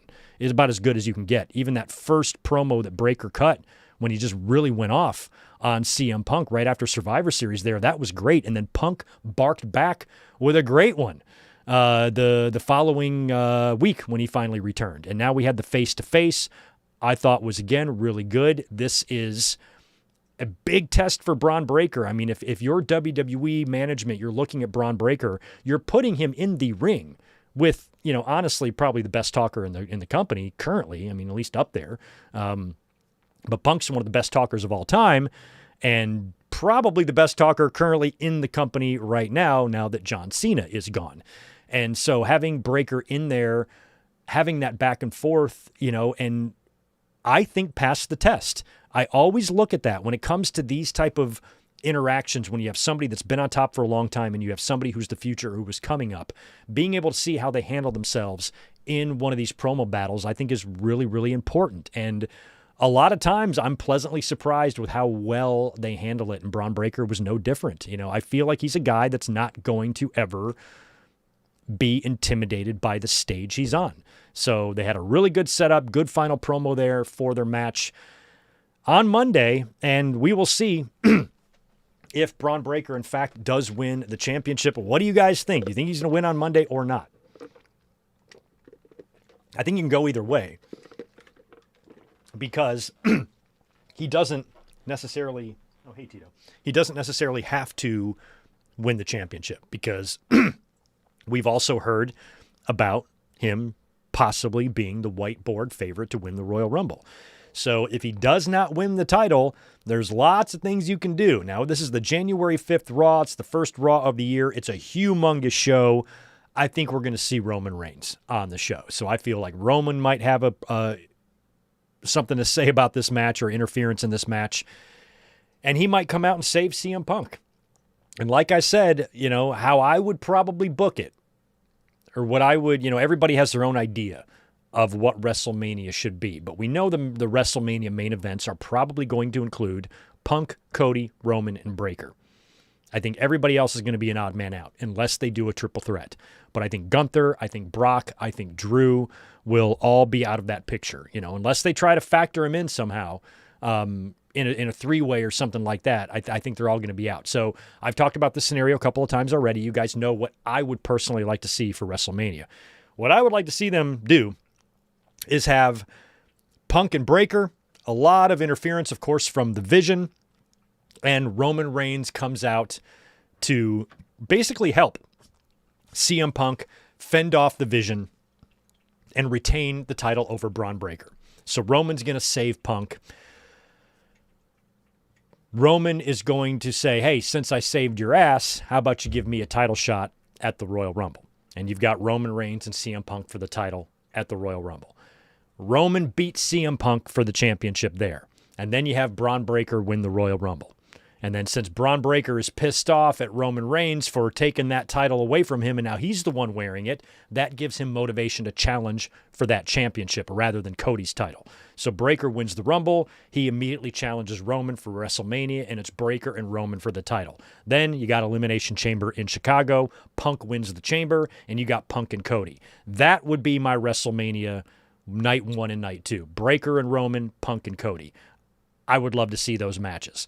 There's a lot of different variety of ways you could do it, but it all depends on whether or not Breakker wins the title on Monday or not. So I don't even know what to predict because you're essentially not even picking the match. You're predicting, or you're not predicting the match. You're predicting a WrestleMania direction.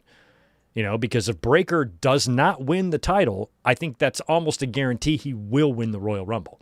But if Breakker does win the title, then who the fuck wins the Royal Rumble? Maybe Sami Zayn, which would be great.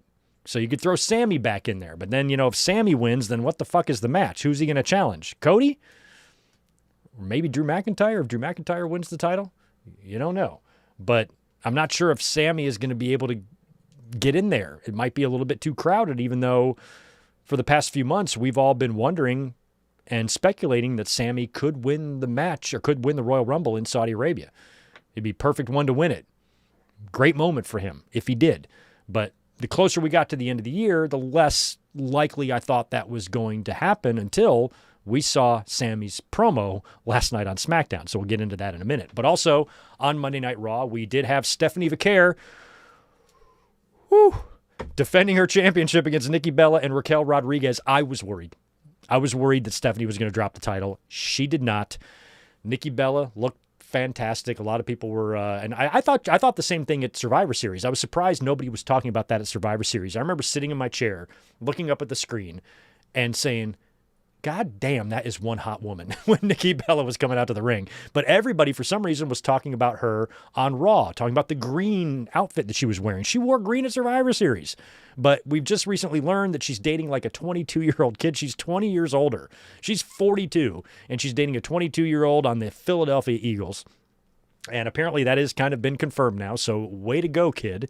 But the way everybody was freaking about her green, I'm like, she's been wearing the green. So anyway, I did not want to see Nikki Bella win the championship, and I do like Raquel, but I didn't really want to see her win it here either. So luckily, Stephanie Vaquer did retain in that match, and crisis averted. We will see now what they do with Stephanie heading into the Royal Rumble, if she's going to have a championship match, and if she is going to take the championship into WrestleMania. I think Rhea Ripley winning the Rumble or winning the Chamber might be fun if she's able to challenge Stephanie. If you can get Bianca Belair back, I'd have Bianca win the Rumble, maybe in Saudi, and then face Jade Cargill. But you can't forget about Liv Morgan either. So she's got to be factored into that.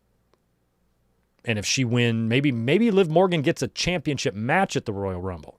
Maybe that's what they do, because maybe I think Liv should win the Rumble, but if they don't want Liv to win the Rumble, they might not even want to bother having her in it. She could be in a championship match instead and maybe go into WrestleMania as champion. I don't know. We will see. Either way, Stephanie is still your champion for the time being. Also on Raw, Gunther defeated R-Truth by submission, choked him out. This was set up in a backstage segment earlier on in the night. And at first, when Truth was very serious in this when he was talking to Gunther. And I thought the match that they were booking for later on in the night, I thought that maybe it was actually going to be a retirement match. I'm like, when did that whole Truth thing happen? How long has it been now since well, I guess it's not been a year. Oh yeah, it's not even been a year yet. But I'm like, did R-Truth just come back for like a 1-year deal or a 2-year deal? Like his deal might be up soon. Maybe Gunther is going to retire him. I wouldn't be surprised when R-Truth, if he does have a final match, if he goes out the same way that his childhood hero went out and Gunther retires him too. Shout out to Jersey Mike's. But he choked him out and beat him on Monday night, and I'm just wondering if that will set up anything for down the road with R-Truth when eventually he rides off into the sunset. Also on Raw, Rey Mysterio beat Austin Theory via DQ. Logan Paul interfered here and caused the DQ. There was a beatdown after the match. Theory and Logan put in the boots to Rey when he is saved by a returning Penta.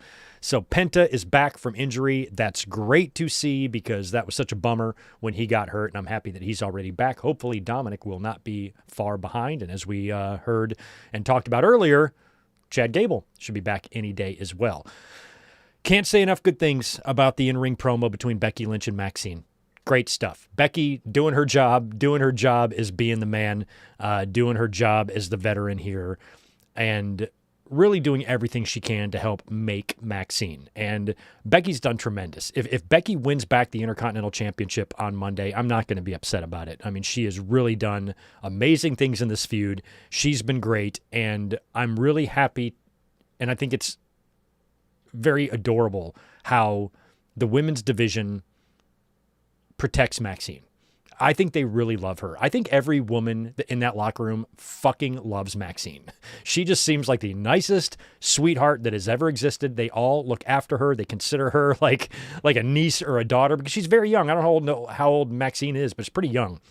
So the way everybody looks out for her and really puts their time in, Natalya and Becky specifically, everything that they're doing for Maxine. The jury's still out whether or not Maxine is, ever going to be a major, major star. She's certainly puts in the effort. She certainly has the enthusiasm and the desire and everything. It still remains to be seen if she ever does become a Hall of Fame, decorated multi-time Charlotte-level champion. We'll have to see on that. But if she does, her book is going to have a big Becky Lynch and Natalya chapter in it. That's for sure. And I thought the back and forth was good. Maxine, holding her own in there, and Becky doing a really, really good job of kind of directing traffic out there. And I am looking forward to the match. And I'm not even going to be pissed if Becky wins the belt back. If she does, fine. Whatever. Maxine gave her a little run there, a little cup of coffee, got her feet wet. More championships will be in her future. I'm not going to be, they buried her, they did her wrong, or what. No, it's fine. It's fine. It's fine. So just right now, planting a flag. If you're going to be butthurt that Becky won the belt back, stop it. Wrestling is supposed to be fun. You're not supposed to be butthurt over everything. And there would be no reason to be butthurt over that. It's all good. But what would be even better is if Maxine retained. Now, if she did, and she does retain on Monday, will she have any help? Or will somebody turn on her? So whether or not she wins or loses against Becky, I think Natalya could be a factor either way there. Natalya could turn on her, cost her the championship, or Natalya could help her retain and then maybe turn on her. So Natalya can get the belt. And that's what I would prefer to see happen. If they're going to allow this low-key legend character to come to TV, I think you do it on Monday night and have her either help or cost Maxine the match. Now, I would prefer her to help Maxine. Show up there, Becky's doing something shady, or I don't know what they do. But you have Natalya either run out there or just be in Maxine's corner all along. Maybe she's not even in her low-key natty shit yet. She's out there as just Natalya to support Maxine, helps Maxine win the championship, and then when she's celebrating with Maxine in the ring, she turns on her. Clothesline, knocks her on her ass.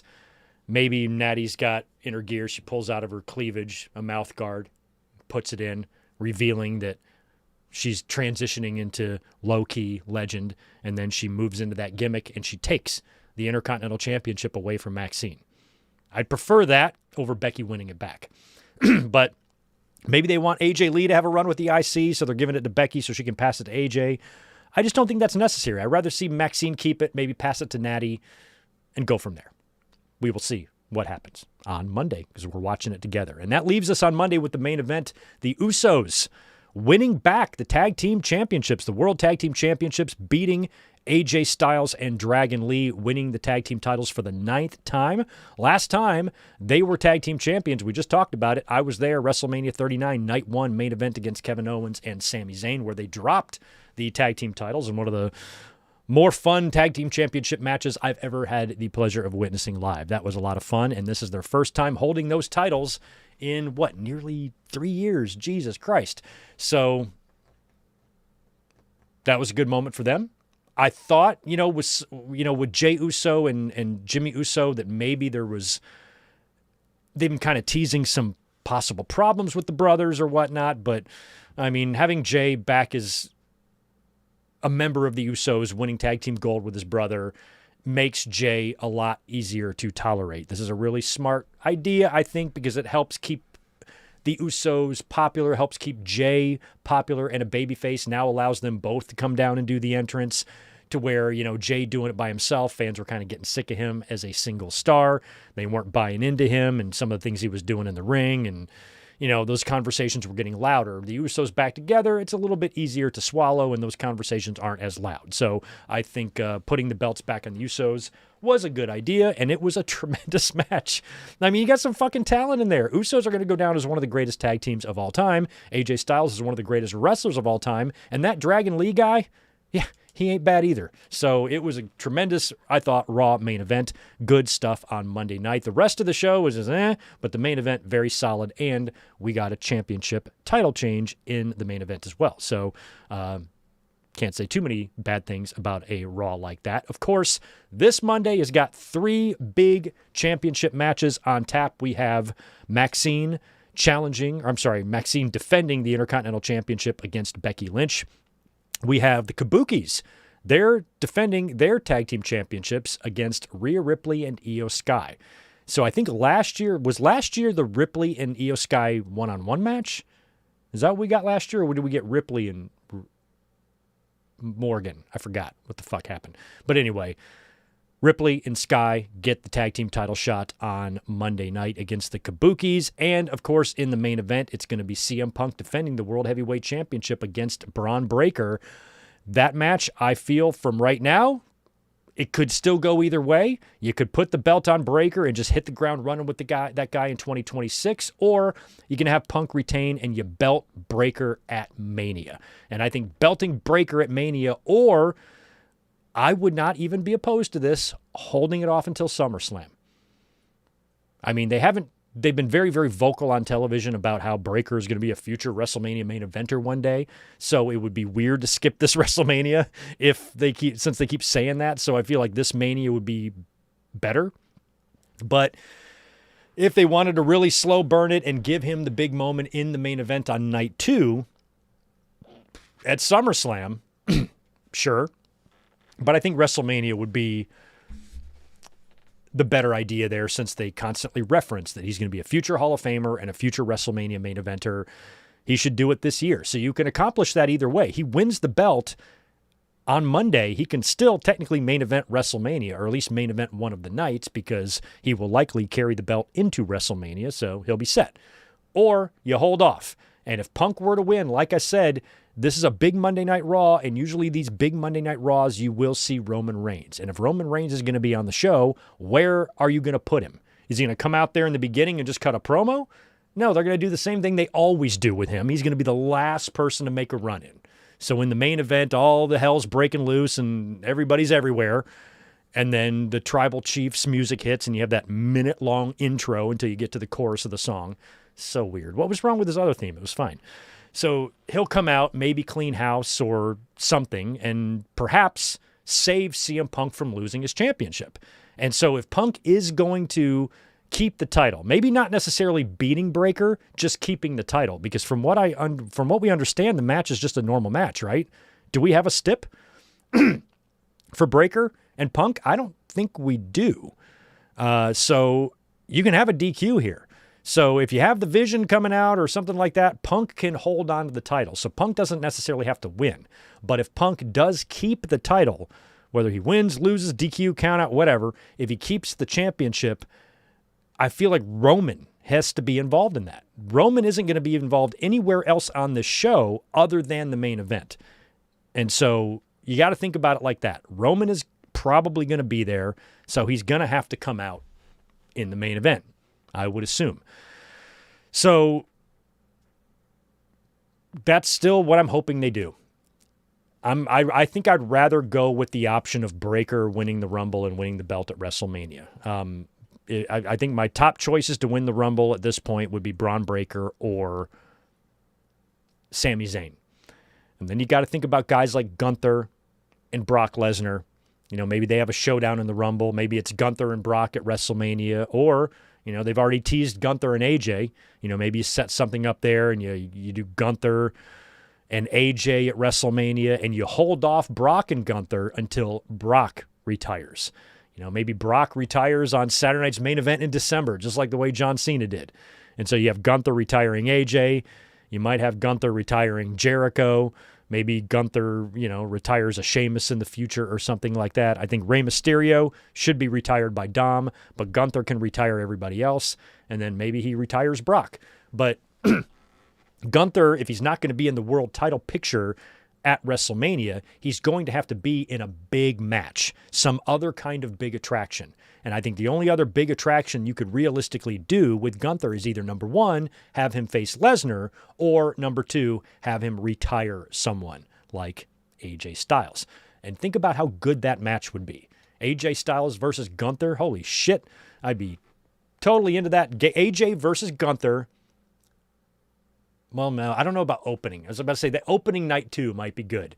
But man, you give fans all that emotion and then they have to go through the rest of that night. I don't know where the best placement for that match at WrestleMania would be, but Gunther versus AJ, career on the line at WrestleMania, I'd be into it, and I think the match would be great.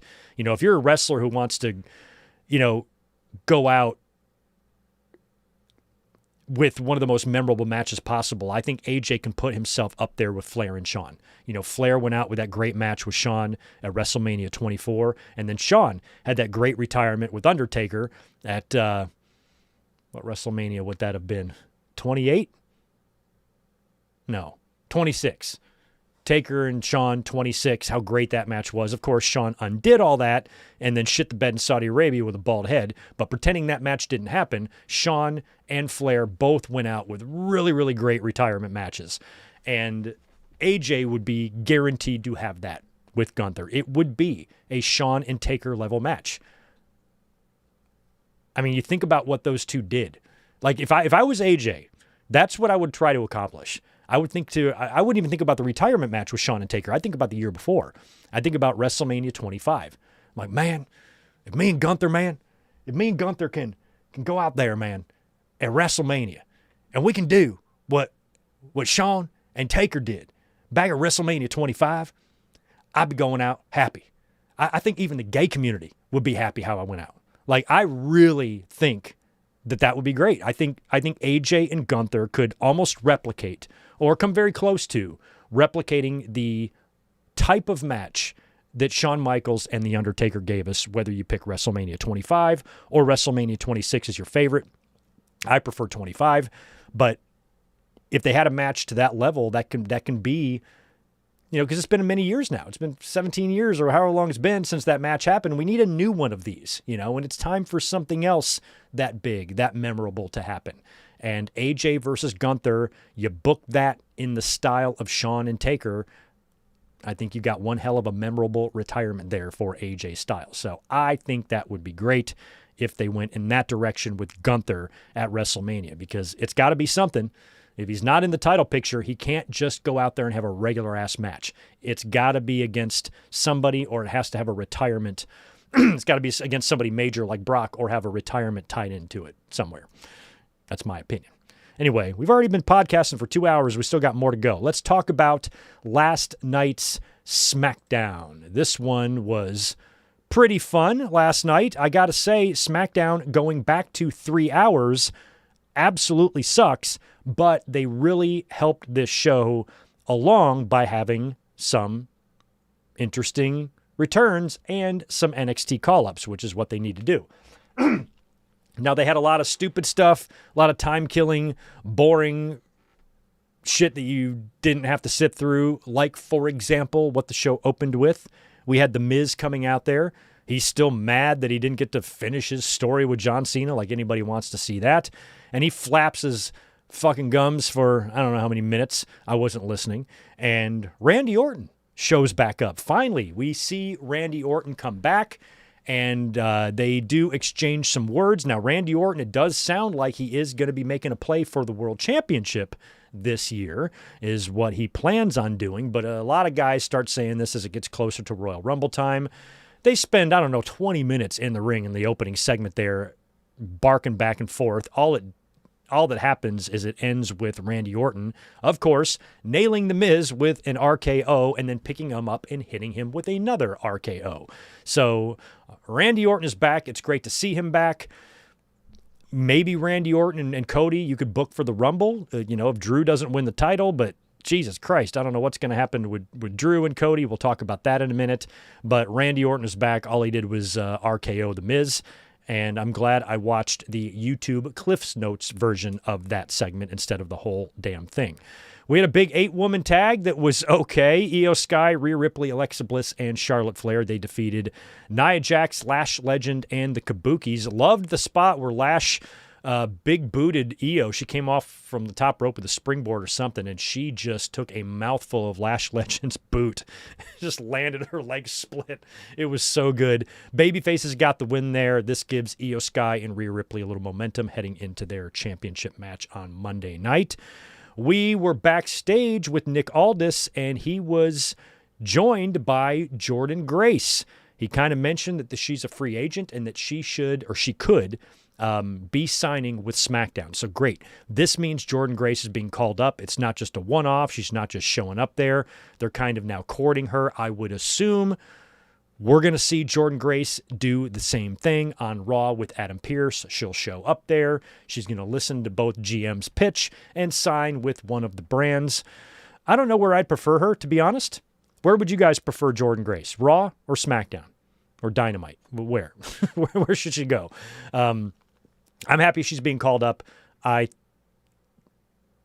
don't really think it's too late. Some people thought she was going to be called up earlier. I didn't. I thought she would definitely spend a few months in NXT. So I don't think this call-up is overdue by any means, but definitely due. You know what I mean? I don't think she's overdue, but at the same time, I don't think they, really strung her along. She needed to work in WWE's system a little bit before coming up. Now she's there. We love Jordynne Grace. We love her. We cannot wait to see what she does.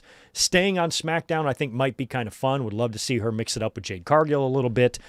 But I think on Raw, you got some interesting matches there, too. Jordan on the same roster as a Rhea Ripley, as a Stephanie Vaquer. Yeah, so that's a cool thing about a wrestler like Jordynne Grace. I'm kind of indifferent. I think she's going to be badass no matter if she's on the red show or the blue show. So she's there. Chelsea Green then showed up, and she's not really interested in anything going on with Jordynne Grace because she's too busy complaining about how she can't work and defend her championship tonight because she is suffering from emotional damage from the Stranger Things finale. And I think we all are. Is Eleven alive or dead? Is Mike right? Guys, is Mike right? Was it all just an illusion and she's in the town with the waterfalls living a good life?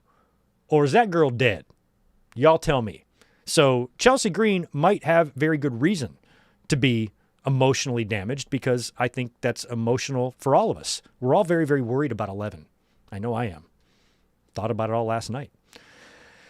So I feel Chelsea's pain. But Aldis wasn't having any of it, and he said, too bad, you are going to defend your championship later on against Julia anyway, regardless of what you watched on Stranger Things. So that made Chelsea sad. And then we're out to the ring. Kit Wilson is there. Now, Elton John, or whatever his fucking name is, he's out of action still with an injury. I didn't even know Kit Wilson had dark hair. When did that happen? So he's a brunette now, apparently. So he's out there, and he's just on the mic, saying something. It wasn't like an open challenge. He was just out there talking smack, I guess. And he's interrupted by Zack Ryder. We hear woo woo. We get the Zack Ryder music. Out comes Zack Ryder. And then right when he comes through, the music stops and his Matt Cardona theme starts playing. And the Tron changes graphic from Zack Ryder to Matt Cardona. When he's coming out to the ring, the announcers say that he is officially signed with SmackDown. And he gets in the ring and he beats Kit Wilson in a match. So out of nowhere, out of the blue, WWE has signed Matt Cardona. He made it. He has been very vocal about wanting to go back to WWE. And credit to him, he kept himself relevant. He kept himself in great shape. He was always taking bookings. He had a huge career for himself on the independents, where he was making probably just as much money or close to it as what he's making in WWE. But he wanted to go back. He wanted to go back because he felt like he had unfinished business there. And we were all wondering if it was ever going to happen. And I thought he was in a pretty good position with Chelsea Green being there, WWE being very high on her, and seeing the progress and the success that she has had, along with her recently signing a new deal as well. I even kind of joked, and when she re-signed that deal, I said, hey, she might have said, hey, one of the clauses is you got to hire my husband. So, I don't want to put all the credit on Chelsea for getting Matt hired, but I'm sure having Chelsea in the company didn't hurt things when it came to him getting another contract. Now, I don't think he's going to be there to necessarily compete for the world title or anything like that. This is a guy that's already been in the company years ago. He's older. He's a veteran. They're probably going to be using him more in that way to get over and put over and prepare the stars for the next generation and all that. That's totally fine. Feels like he's perfectly content with doing that. And who knows, maybe he will surprise us and we will actually see Matt Cardona do some big things and win some championships in the company. So good for him.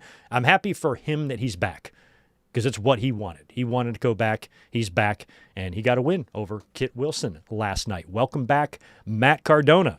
Really did like the Sami Zayn promo. Mentioned that and referenced it earlier on. Sami Zayn came out to the ring and talked about how he got to watch John Cena's final match with his son, like a fan in the front row, and talked about how his son brought up to him how John Cena won all those championships and all the other wrestlers in the company have won all those world championships. And Dad, how come you haven't won a world championship?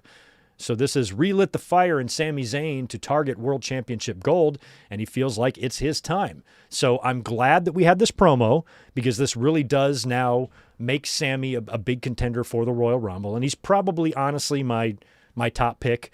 But if it is going to be Sami, and WWE has already planned, as of right now, they plan, like hypothetically, to have Sami win the Rumble, then I think Breakker's got to win the title on Monday, if that's the plan. We just don't know if it's the plan or not. Just depends on what the plan is. So if that's what they're doing, then I think Breakker takes the title on Raw, and Sami wins the Rumble. That's what I think they should do. But we don't know if that's going to be the case yet or not. Right now, Sami is just making his feelings known. This is what he plans to do. He's going to go after World Championship in 2026. And that's when he's interrupted by recent roster addition from NXT, Trick Williams. We saw him turn up, last week or the week before? So Trick is now on the main roster. Good for him. So that's now Trick and Jordan Grace. And hopefully, we can get Ricky Saints and Ethan Page up as well. I think they're the next ones that should be ready to rock here in terms of the main roster. So Trick comes out and talks some smack, and Sami basically says he'll be happy to humble him. So they'll be setting up a Sami Zayn versus Trick Williams little mini program here on TV. That should be pretty fun.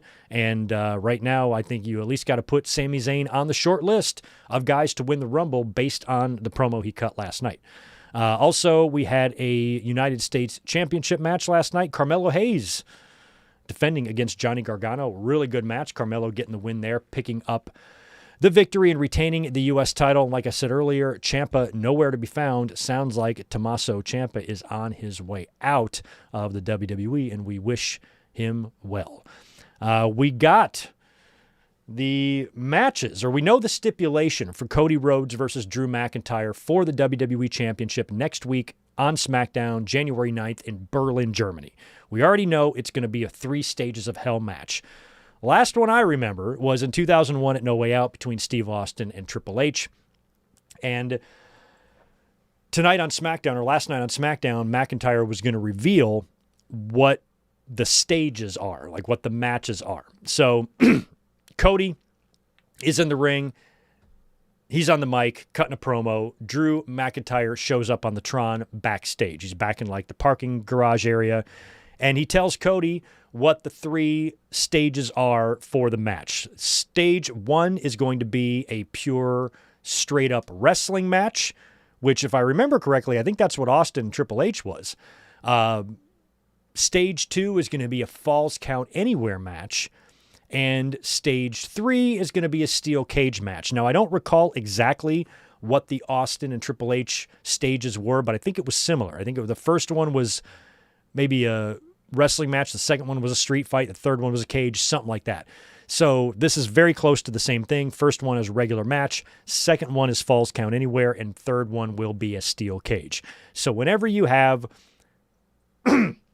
a 2 out of 3 falls match or a situation like this, you're always going to get to that third fall or that third stage. So the only thing I don't like about a match like the 3 Stages of Hell is that they're just predictable. You know you're going to get to the third stage. So, one guy's going to win one match, the other guy's going to win the other, and then you have the tiebreaker at the end. So just take your pick here, who wins what. Now, if you're going to have McIntyre not win the title, what I might do is have him win the wrestling match straight up. I mean, maybe if you're gonna fuck Drew again, because how many opportunities over the last few years since he won the championship at WrestleMania during COVID, since then, how many opportunities has he had and gotten screwed out of or fell short of, right? So if they're gonna do this to him again, the least you can do is have him beat Cody clean in the opener, in the opening fall. Straight up wrestling match, Claymore, pin his ass right in the fucking middle. Then Cody comes back and wins the next two. He retains the championship, but Drew still has that one thing to hold on to. He did beat Cody. He can say, and it can kind of be him screwing himself, because it would be him doing himself in, because he could be like, fuck, if I wouldn't have picked this 3 stages of hell match, I'd be champion right now. It would just add to his frustration. He'd be mad that he booked a stipulation that he didn't even need. All he needed to do is book a one-on-one match between him and Cody, and he beat Cody in that one-on-one match, completely clean right in the middle. But because he picked that stipulation, that allowed Cody the opportunity to come back from behind and win the other 2, because the falls count anywhere. Cody can cheat. The cage match, Cody can cheat. You tied me to the cage and you threw me through a table. I beat you straight up. It can just add to McIntyre's frustration. We're like, God damn it. Even when I win it, I don't win it. It's just like what happened to him at WrestleMania 40. When he won the title and he talks smack to Punk, he's his own worst enemy. He can't stop stepping on his own dick. And I think something like that would be really fun. So if Drew is not going to win the championship, I think he needs to beat Cody straight up in that first fall. Claymore finisher right in the middle. You can count to 5. And then Cody comes back. That's the only way you can even try to make this okay for McIntyre. Because if he falls short again, man, oh man, I'd be perfectly fine with giving him a quick run. Just a short run. McIntyre wins the title, drops it back to Cody at the Rumble. Hey, at least he won it. At least he didn't screw him over again, and he's got a few weeks to hold the belt. But I don't know if they're going to do that. And let's say he doesn't win the title, and what do they do with him at WrestleMania? What does he do? Does he go after like the IC or the US? Do they move him to SmackDown and we get McIntyre and Carmelo Hayes? It'd be a pretty damn good match. Imagine if we got McIntyre and Mello and Gunther and AJ on alternating Mania nights. I wonder which match would be better. That would be fun. I think that would be fun. So anyway, McIntyre, he could win the title, but I think he's probably going to not win the title here. And the stipulation is probably going to be his downfall. It's going to be his own fault. And that's why I think winning that first fall would be so important. But he wasn't done. After he laid out the stipulation, he then revealed, I guess he B&E'd Cody's bus. And he went in there and took a framed photo of Cody and his dad, Cody and Dusty, back when Cody had dark hair. And then he's talking smack about it, and then he breaks it, and then Cody just storms out of the ring and runs to the back to find Drew. Drew then, the old switcheroo, then comes through the back end of the arena, I guess, and he gets in the ring. Cody is now back there looking for Drew, but Drew's in the ring, and he's in there with a garbage can and the picture and a lighter, and he lights it on fire, and he drops it into the trash can, and Cody's trying to get to him, and he stares at him, and he's screaming at him, and Drew is just mocking him, as we saw there. So that was all really fun. In terms of the stipulation or the stages, I saw some people complaining about it, but what did you think they were going to do? And what do you think they're going to do? A Hell in a Cell match and then a fall? They're not going to do like a Hell in a Cell match and an ambulance match and a buried alive match. It's not going to be like that. But I wasn't too surprised with what the matches were. Normal, then you turn the volume up a little bit more, then you go all the way up to 11. Works for me. So we'll see how they book it, but we are going to know, I'm assuming, or are we? I'm assuming we're going to know the results of SmackDown unless it airs live. SmackDown here for us in the States airs on USA. If you have Netflix internationally or have a VPN, you can watch SmackDown as it airs in Germany. If not, and you're relying on the USA Network, you're going to have to wait until that airs at the normal time, which means you can read the spoilers online. So I'll have to see what I'm doing that day. It's probably going to air in the morning for me. So, yeah, I could probably wake up and find an illegal stream of SmackDown and at least watch it, maybe give a quick review on it. We'll see. Not sure how I'm going to handle January 9th yet. But since the show is in Berlin, you do have an opportunity to know the spoilers here before it airs on cable, I suppose. So It doesn't feel like a show, since it's an international show that they would do a title change on, but I don't know why I'm saying that because we've seen many international title changes over the past probably 8 years or so. Also, last night on SmackDown, we had Julia regaining the United States title. So maybe WWE felt pressured by Chelsea to hire her husband, Matt Cardona. So to passive-aggressively punish her, they take the U.S. title off of her and give it back to Julia. I think that's great that Julia won back the title, but Julia was already U.S. champion, and they didn't do donkey dick with her. So what is going to be different this time? These morons in WWE, if they're going to go through with a title change like this, I'm sorry, I'm just pausing to acknowledge the cuteness of Tito.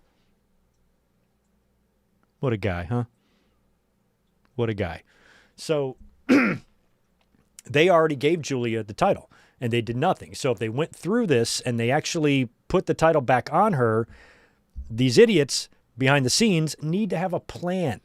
Like, hey, because this is what you should do in any form of business or work or job or anything like that. If you should learn from mistakes you made.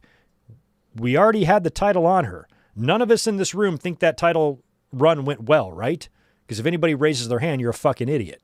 So if we can all agree that her last title run was completely meaningless and we did nothing with her, if we put the belt on her, what can we do to make it better than last time?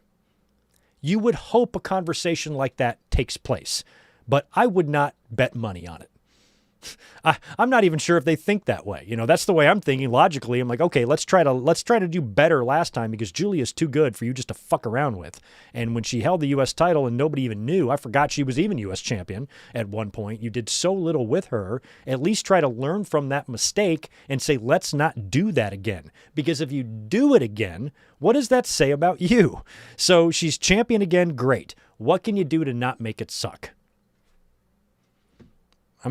That's not a crazy way of thinking, is it? Just seems pretty logical that, if I had a creative job in WWE, I might speak up and be like, okay, we're putting the belt back on Julia tonight. Okay, Triple H, that's what you want to do? Okay, great. Here's my question. What are we going to do differently than last time when she was champ a couple months ago? Well, what do you mean? What was wrong with it? I'm sorry, what was wrong with it? Are your eyes watering from the Trump dick in your mouth? Like, what's going on? What do you mean? What was wrong with it? Can you not see? Just do what we did last time. No, Triple H, we can't do what we did last time. It sucked. It did no favors for Julia. She's too good of a worker for us just to have just meaningless title runs. When you're a champion and nobody gives a fuck, that is a problem. And that's on us to creatively fix that. So what can we do? What can we do? The fans like Julia. They want to like her. When that night she debuted, she got an enormous pop. Everybody knew who she was. They cheered loudly, so glad she's there, and WWE has dropped the fucking ball. So it's not too late. Just because you fumble doesn't mean you can't recover the fumble. So just recover the fumble. It's not a big deal. You kind of did her wrong the first run, so this time do better. Run with the ball harder.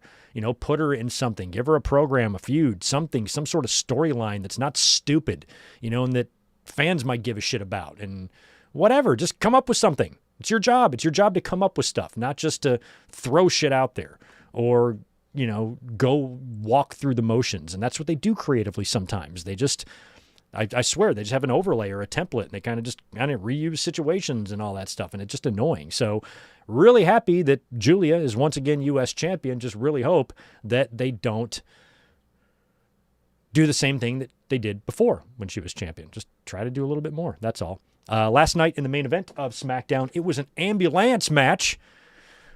Didn't they have a Falls Count Anywhere match? Wasn't there a fireball involved? So it's funny how this is going because they had the mixed tag too. So I feel like the ambulance match, or not the ambulance match, the Falls Count Anywhere match where Zelina Vega debuted and helped out, or not debuted, but turned and helped out. That should have been the blow-off. And then the mixed tag, well, I guess the mixed tag had to come after. But going from the Falls Count Anywhere and then doing a mixed tag, now you're doing the ambulance match. And that's going to be your official blow-off. I had this one pegged wrong. I said when they booked the mixed tag, I said Priest and Ripley will win this, but Black will win whatever blow-off match they do.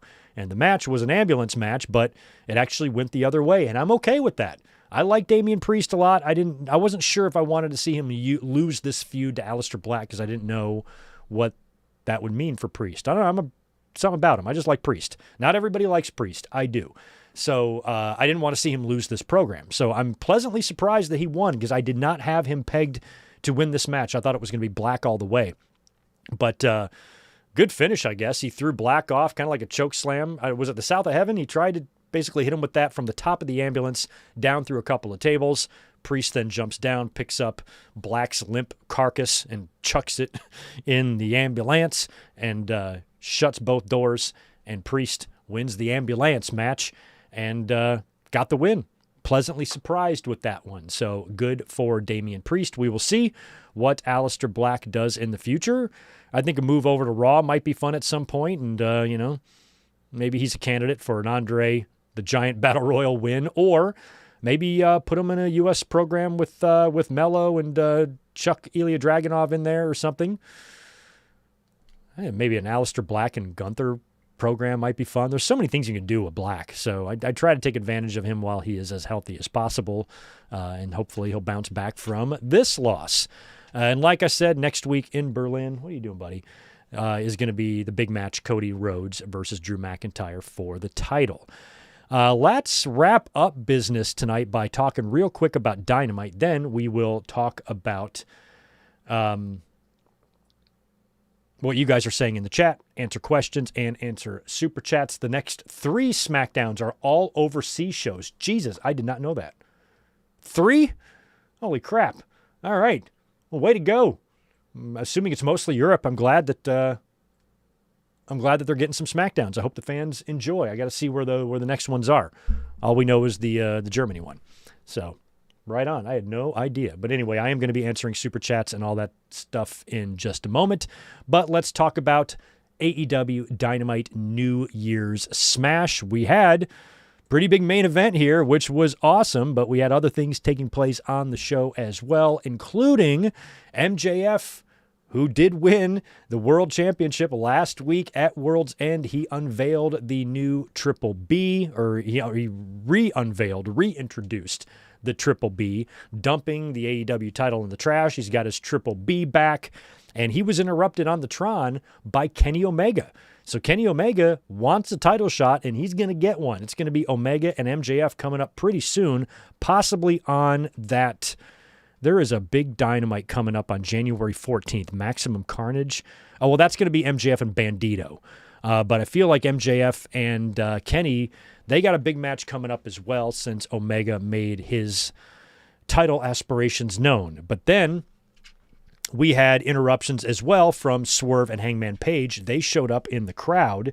They were trying to get to MJF, but MJF luckily was being protected by security. So Max winds up, while security is holding back Hangman and Swerve, MJF is able to scamper away while Swerve and Hangman beat up all the security guys in the ring. Samoa Joe also cut a pretty intense promo backstage, so everybody wants revenge on MJF, and everybody is coming for him, including the 3 people that he beat at World's End, and now he's got Kenny Omega on his tail, so Max is a hunted man right off the bat. I don't think that you need to have a year-long run for MJF here. This can be somewhat short. I even threw an idea out on Twitter today, just for funsies. And I beg wrestling fans, before they say something like, oh, that'll devalue the title or whatever, just to think about it and have some fun. That's what wrestling is supposed to be. I think it would be fun just for like a short amount of time, like 1 year max, 6 to 12 months, somewhere in there, Tony Khan hot taters the fuck out of his world title. Like, let's go back to 1998 and 2000. He's got to remember when Steve Austin was crowned at WrestleMania 14 and he won his first title, he held it for like 80 days.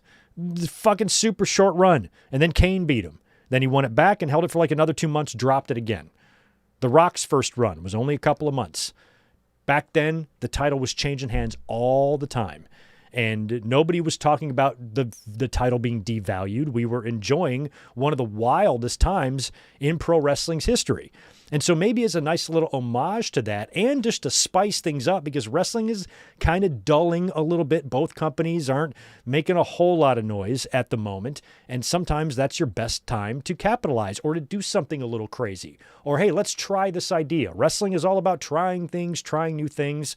And we've seen both companies have long title runs. MJF had that year-long run, and Roman held it for an entire fucking presidential term. So we've seen long ones. What about do some short runs? Just for a short time, just for a little bit. Have Kenny upset MJF, shock the fuck out of us. And then have maybe Samoa Joe beat Kenny for it. Now Samoa Joe's a 3-time champion. Have Swerve take it from Joe. Have Powerhouse Hobbs take it from Swerve. Have Hangman take it from Hobbs.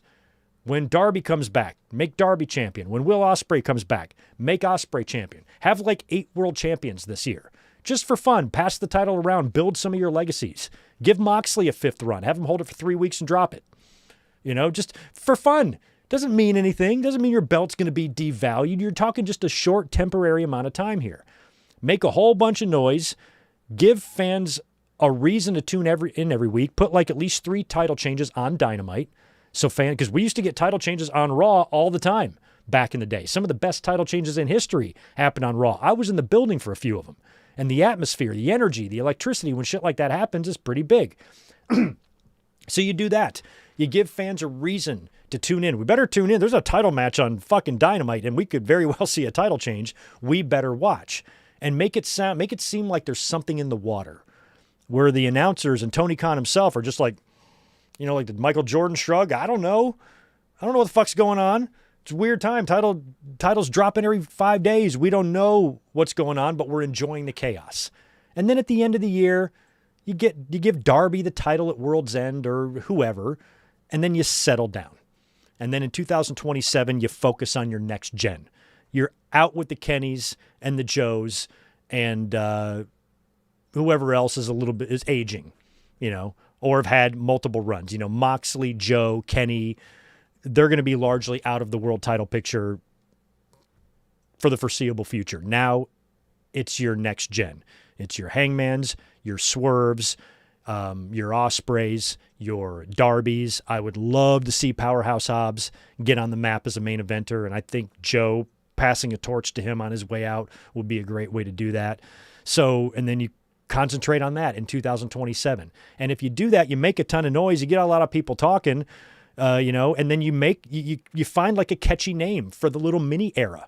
People are going to look back to that one crazy time in 2026 where the entire roster was batshit, where everything just went batshit bonkers. Title changing hands all the time. You don't know which way is up. It's just beautiful chaos, and then you settle down because you can't sustain that that can't be your just booking style and you just go on forever, because that's what they did back in the day. They got so crazy with the stuff that you saw everything. You kind of you punched out the fans. They punched themselves out. You ran out of ideas. The business kind of had to reset. So you can't do that forever and just have, nonstop chaos for a decade, but you can do it for a short time. And you think back to WWE, all their various eras, the ruthless aggression era and this and that, maybe AEW can have one. And, in 10 more years, when you have your next AEW book, you've created your own chapter in that book. So it's just an idea, but a couple people it's just so funny how fans are kind of programmed to all say the same thing. That's going to devalue the title. Stop. The biggest problem with fans is they think this is a serious sport. It's fake fighting in your underwear. It's not rocket science. It's not a big deal. And so to do something like that for a short time won't damage anything. You got to be careful about, how you tailor your identity, and you don't want to, just be one certain way, because people already accuse AEW of being that way. So at least this would be something that, would keep the fans on their toes. Now, if it would devalue anything or if it would diminish anything, it might make fans not give a shit about those other 250 championships that company has. If the world title is changing hands every few weeks, are you going to give a shit about the national title? Probably not. So there are flaws in my idea. Okay, I'm not saying there isn't, but I just think that AEW especially is in a really good position or has an opportunity here that if they just do something crazy or come up with a fun idea or a fun story or they get something that catches the fans' attention, they have the opportunity here to take some attention away from WWE since everything is growing so increasingly stagnant over there creatively. So I would try to do that if I was Tony Khan, just do something to make some noise. That's how WCW got noticed. They made a bunch of noise. When WWE was kind of just flattening out with the new generation and it was just very silly and wrestling wasn't very cool. WCW was like, hey, let's make it cool. Look at this. Look at us over here. You got to do something like that. So anyway, just an idea. Max is now champion, but if they wanted to have some fun this year and build up some legacies and resumes and make Samoa Joe a 3-time champion and Hangman Page a 3-time champion and do some fun like that I could get behind it because I lived through the Attitude Era. And I remember those years and how kind of fun it was to watch the title switch. What was it in 2000? And Triple H retained at Mania, lost it at Backlash, won it back at Judgment Day, then lost it at King of the Ring. And then Rock immediately dropped it to Angle after that.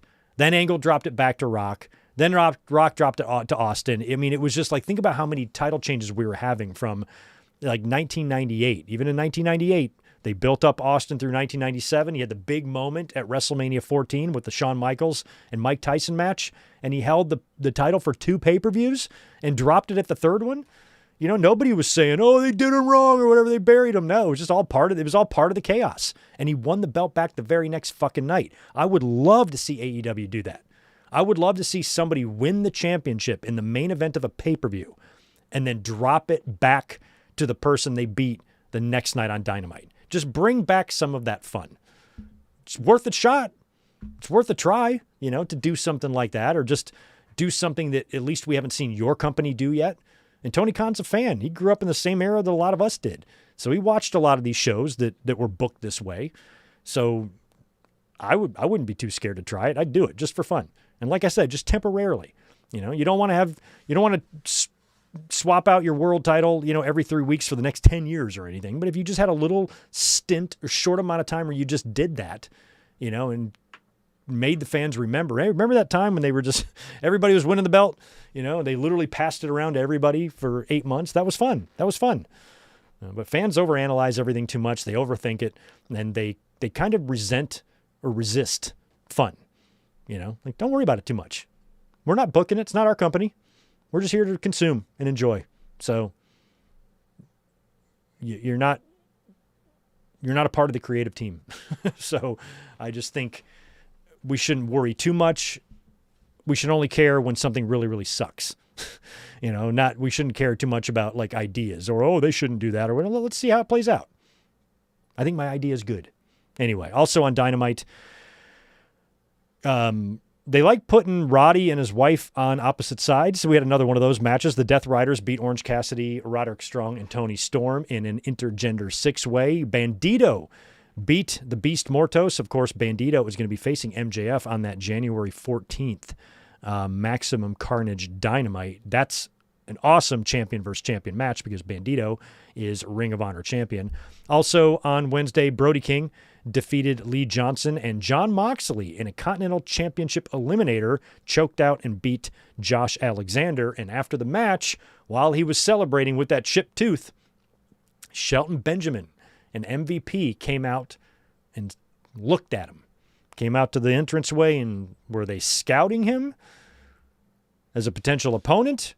Or were they scouting him for a potential member of the Hurt Syndicate? Jon Moxley and the Hurt Syndicate. That is interesting.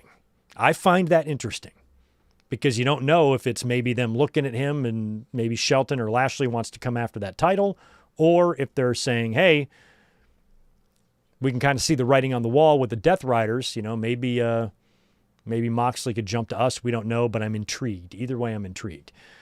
And then, of course, in the main event, this was a surprise, or maybe not a surprise because Mercedes is in unravel mode here with her belt collector stuff. She has dropped the TBS title back to the woman she beat for it, Willow Nightingale, winning the TBS title in the main event of Dynamite. That was awesome. I guess you could see it coming, but Willow had already pinned Mercedes, previously to get this opportunity. I thought maybe this was one belt Mercedes was going to keep. I thought she was mostly dropping all of the independent titles she has been holding, and she was going to hold the TBS for a little while longer, but they book her in a match with Willow in the main event, and Willow gets the title back. I thought it was awesome, and now she is the first woman to hold the TBS title twice, and she was joined by her friends, the Conglomeration, and just a really nice moment with Chris Statlander coming in the ring and the two of them sharing a hug and celebrating. And Willow now has 2 belts because, of course, she's one half of the women's tag team champions with Harley Cameron. The Babes of Wrath, Harley Cameron was out there as well. So was Orange Cassidy, maybe Briscoe, I forgot who else was out there. And then, of course, Statlander came out to hug her, and I was thrilled for Willow. I thought it was great. Congratulations to Willow Nightingale. Once again, TBS champion and a really good, solid Dynamite main event. I liked it. Now, Collision is going on right now. We have Timeless Love Bombs. They're taking on High End and Maya World. Darby Allin and Wheeler Yuta one-on-one, and Shelton Benjamin and Scorpio Sky, I know, are also going one-on-one. I don't have an eye on Collision, so if any of you are watching that, you can let me know how it goes.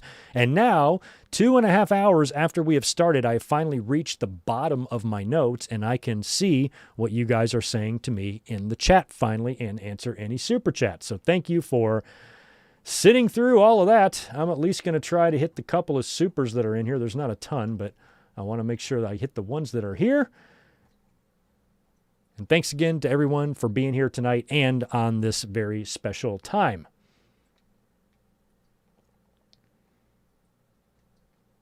All right, Colin Wright, appreciate that 5. I bet no one have a pearl necklace joke on their SmackDown bingo card. Oh, yeah. Did I catch that?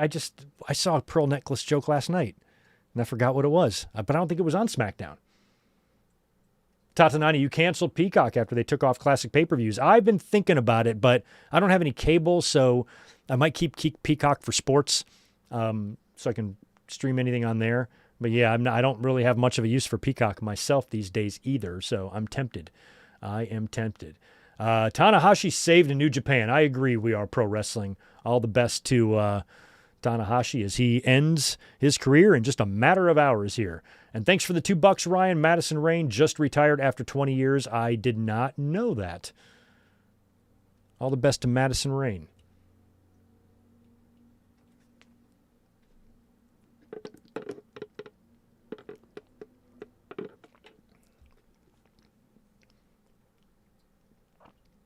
Reading more of these just to see what you guys are saying about all the stuff I was asking you earlier.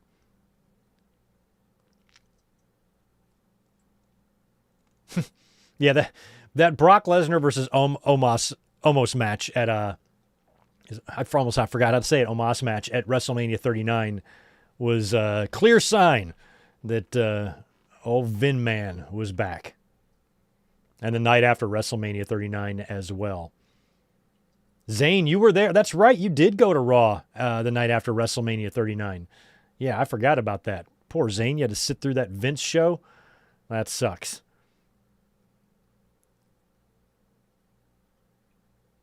Max, Cody should have won at WrestleMania 39. I stand by that. I can't disagree with anybody who feels that way. I definitely think like that everything would have been fine. WWE would have done big business with Cody as champion.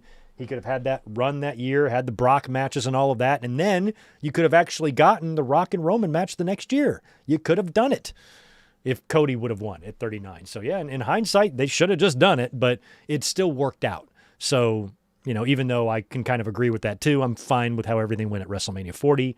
But, yeah, I was there at 39, and it would have been nice to witness that championship title change in person. And I was robbed of it, man.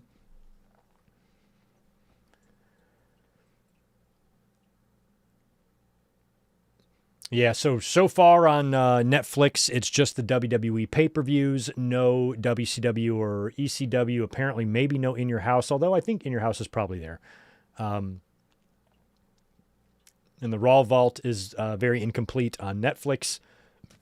It would be nice if they could add the Raw, add everything, add Raw, SmackDown, all your TV shows. It would be great if all of that was available somewhere.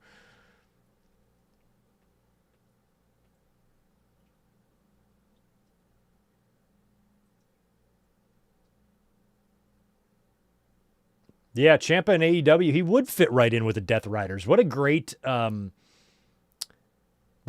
new member to add. Like, how the Bloodline, was adding members in the championship matches. Like if they had Ciampa show up by helping a Death Rider member win a big match or win a championship or something like that, I'd be into it. Maybe a Ciampa is in and Moxley is out. They bring in Ciampa and Pac, and Claudio. They kind of take the reins there, and Moxley's odd man out, and he joins the Hurt Syndicate, and we get a feud there. It might be fun. He might be fun. If Jericho does come back, I am curious what song he will use. I don't know if he's going to... WWE might want to get in on that Judas action. They might want the fans to sing that. I can see them wanting that. I can see them wanting, the entire WrestleMania crowd singing it. But when Jericho... about to say, even when he returns, Break the Walls Down would get a pop, but shit, so would Judas. So I don't know what song he uses if he comes back. I honestly don't know. It's probably going to be left up to him. I think that'll be part of his deal. Like, let me decide or I want to use this song, this specific song. But man, could you imagine Judas being resurrected now in WWE? That is crazy how we have Cody, that we would have Cody and Punk and Jericho all using the same themes in two different companies. You never got that in WCW and WWE.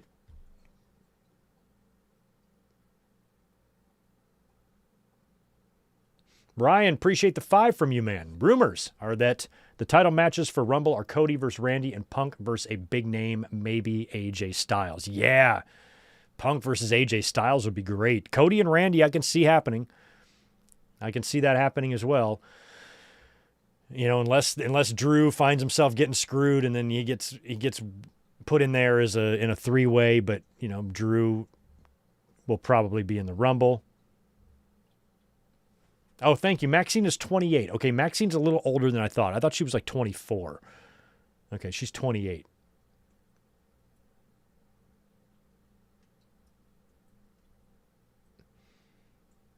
There you go, Zane. There's one way to do it as well. Punk and Breaker on Monday. Could very well see LA Knight interference as well. I still think we're going to see Roman Reigns, but maybe LA Knight can be a part of it because there's a hell of a lot of Vision guys, and there's only CM Punk. So maybe LA Knight comes first, and then Roman still comes out at the end. Either way, I think we got to see Roman come out on Monday. I don't see any way around that.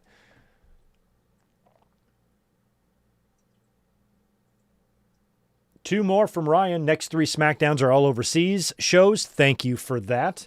I got to check out those cities. Off Leather Wings has got a buck for us. Thank you for the thumbs up. Appreciate that. Yeah, when Will Ospreay comes back and he has his moment, I don't know if he's going to be cleared by the time we get to All In next year because you kind of have to win the Owen to get a title shot. So I don't know if it's going to be able to happen for him by then, but maybe you can do Darby. Like Darby and Ospreay, I think you need to close out the year with those two almost as champions. So maybe Darby wins it first and then Ospreay wins it when he's healthy. But yeah, he's going to be a world champion in AEW. We also have one final Saturday night's main event. That's true, on January 23rd. That's the anniversary of the birth of Hulkamania, or at least Hulk Hogan winning the WWE title in 1984. We have Clone Force. Appreciate the 5, my friend. Happy New Year's, Greg. May God bless you as always. And the Chris Jericho coming to WWE and so many good feuds he can have in WWE. Yeah, he's just old. That's the problem. So I don't see him doing anything that crazy. I don't see him working with like a whole bunch of guys. I think he's going to come in for like a short retirement run. That's what I would do with him. I just don't know someone of his age and his physical limitations at this point if he's somebody you want to be giving a ton of in-ring time to, but you still want to bring back and acknowledge and, give him a good send-off and a retirement type of program and run. But Jericho should not be gobbling up TV time from wrestlers anymore. So bringing him back for a program, yes. Bringing him back to, work with everybody on the roster, there's no way he's going to be able to physically hold up to that. Plus, there is a Fozzy tour coming up between now and WrestleMania. So, we may not see him until after that concludes. We don't know.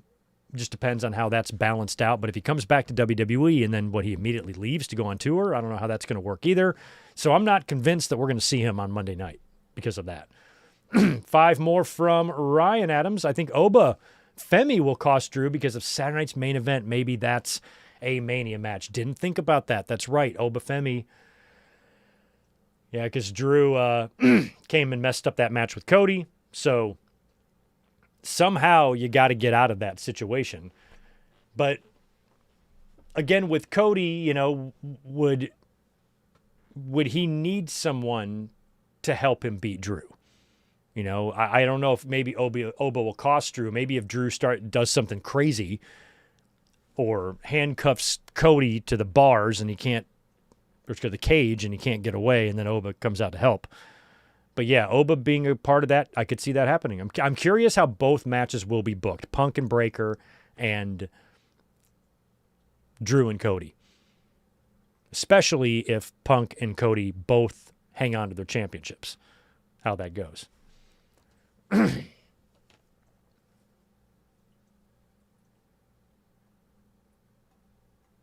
Yeah, I keep forgetting Ripley is only 29. Wow.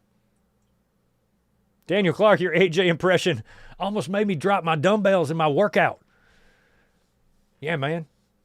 I can see AJ pitching that whole thing. Yeah, I'm telling you, AJ and Gunther, booked that in the Shawn Michaels and Undertaker vibe from WrestleMania 25. And I think that would be an exceptional way to go out, for sure. Well, right on. Well, this is one of the longest podcasts we've done. Since I didn't have to run off to work, I decided to take my time. We're about 2 hours and 45 minutes in, but it's time to get out of here now. I appreciate everybody being here tonight. Thank you so much for listening to me flap my gums about everything, and we will be back tomorrow night. We've got the Vault Watch Along. Don't forget, we're going to be watching all of these matches right here. As you can see, Mick Foley winning the championship on January 4th in 1999. We also have the Royal Rumble. 1989 we're going to watch. We're going to watch War Games from Wrestle War 1992. We're going to watch Hogan and Undertaker from Survivor Series 91. Brett and Sid from Its Time. And Jean-Paul Levesque versus Alex Wright, from Starrcade in 1994. Whoops. That is the plan for tomorrow. That's what we're going to be watching. So please join us 8 Eastern, 5 Pacific for that. And yeah, I guess that's it. So thank you so much for being here. Have a great rest of your Saturday night. And I will be catching y'all tomorrow for the watch along. Take care. Peace.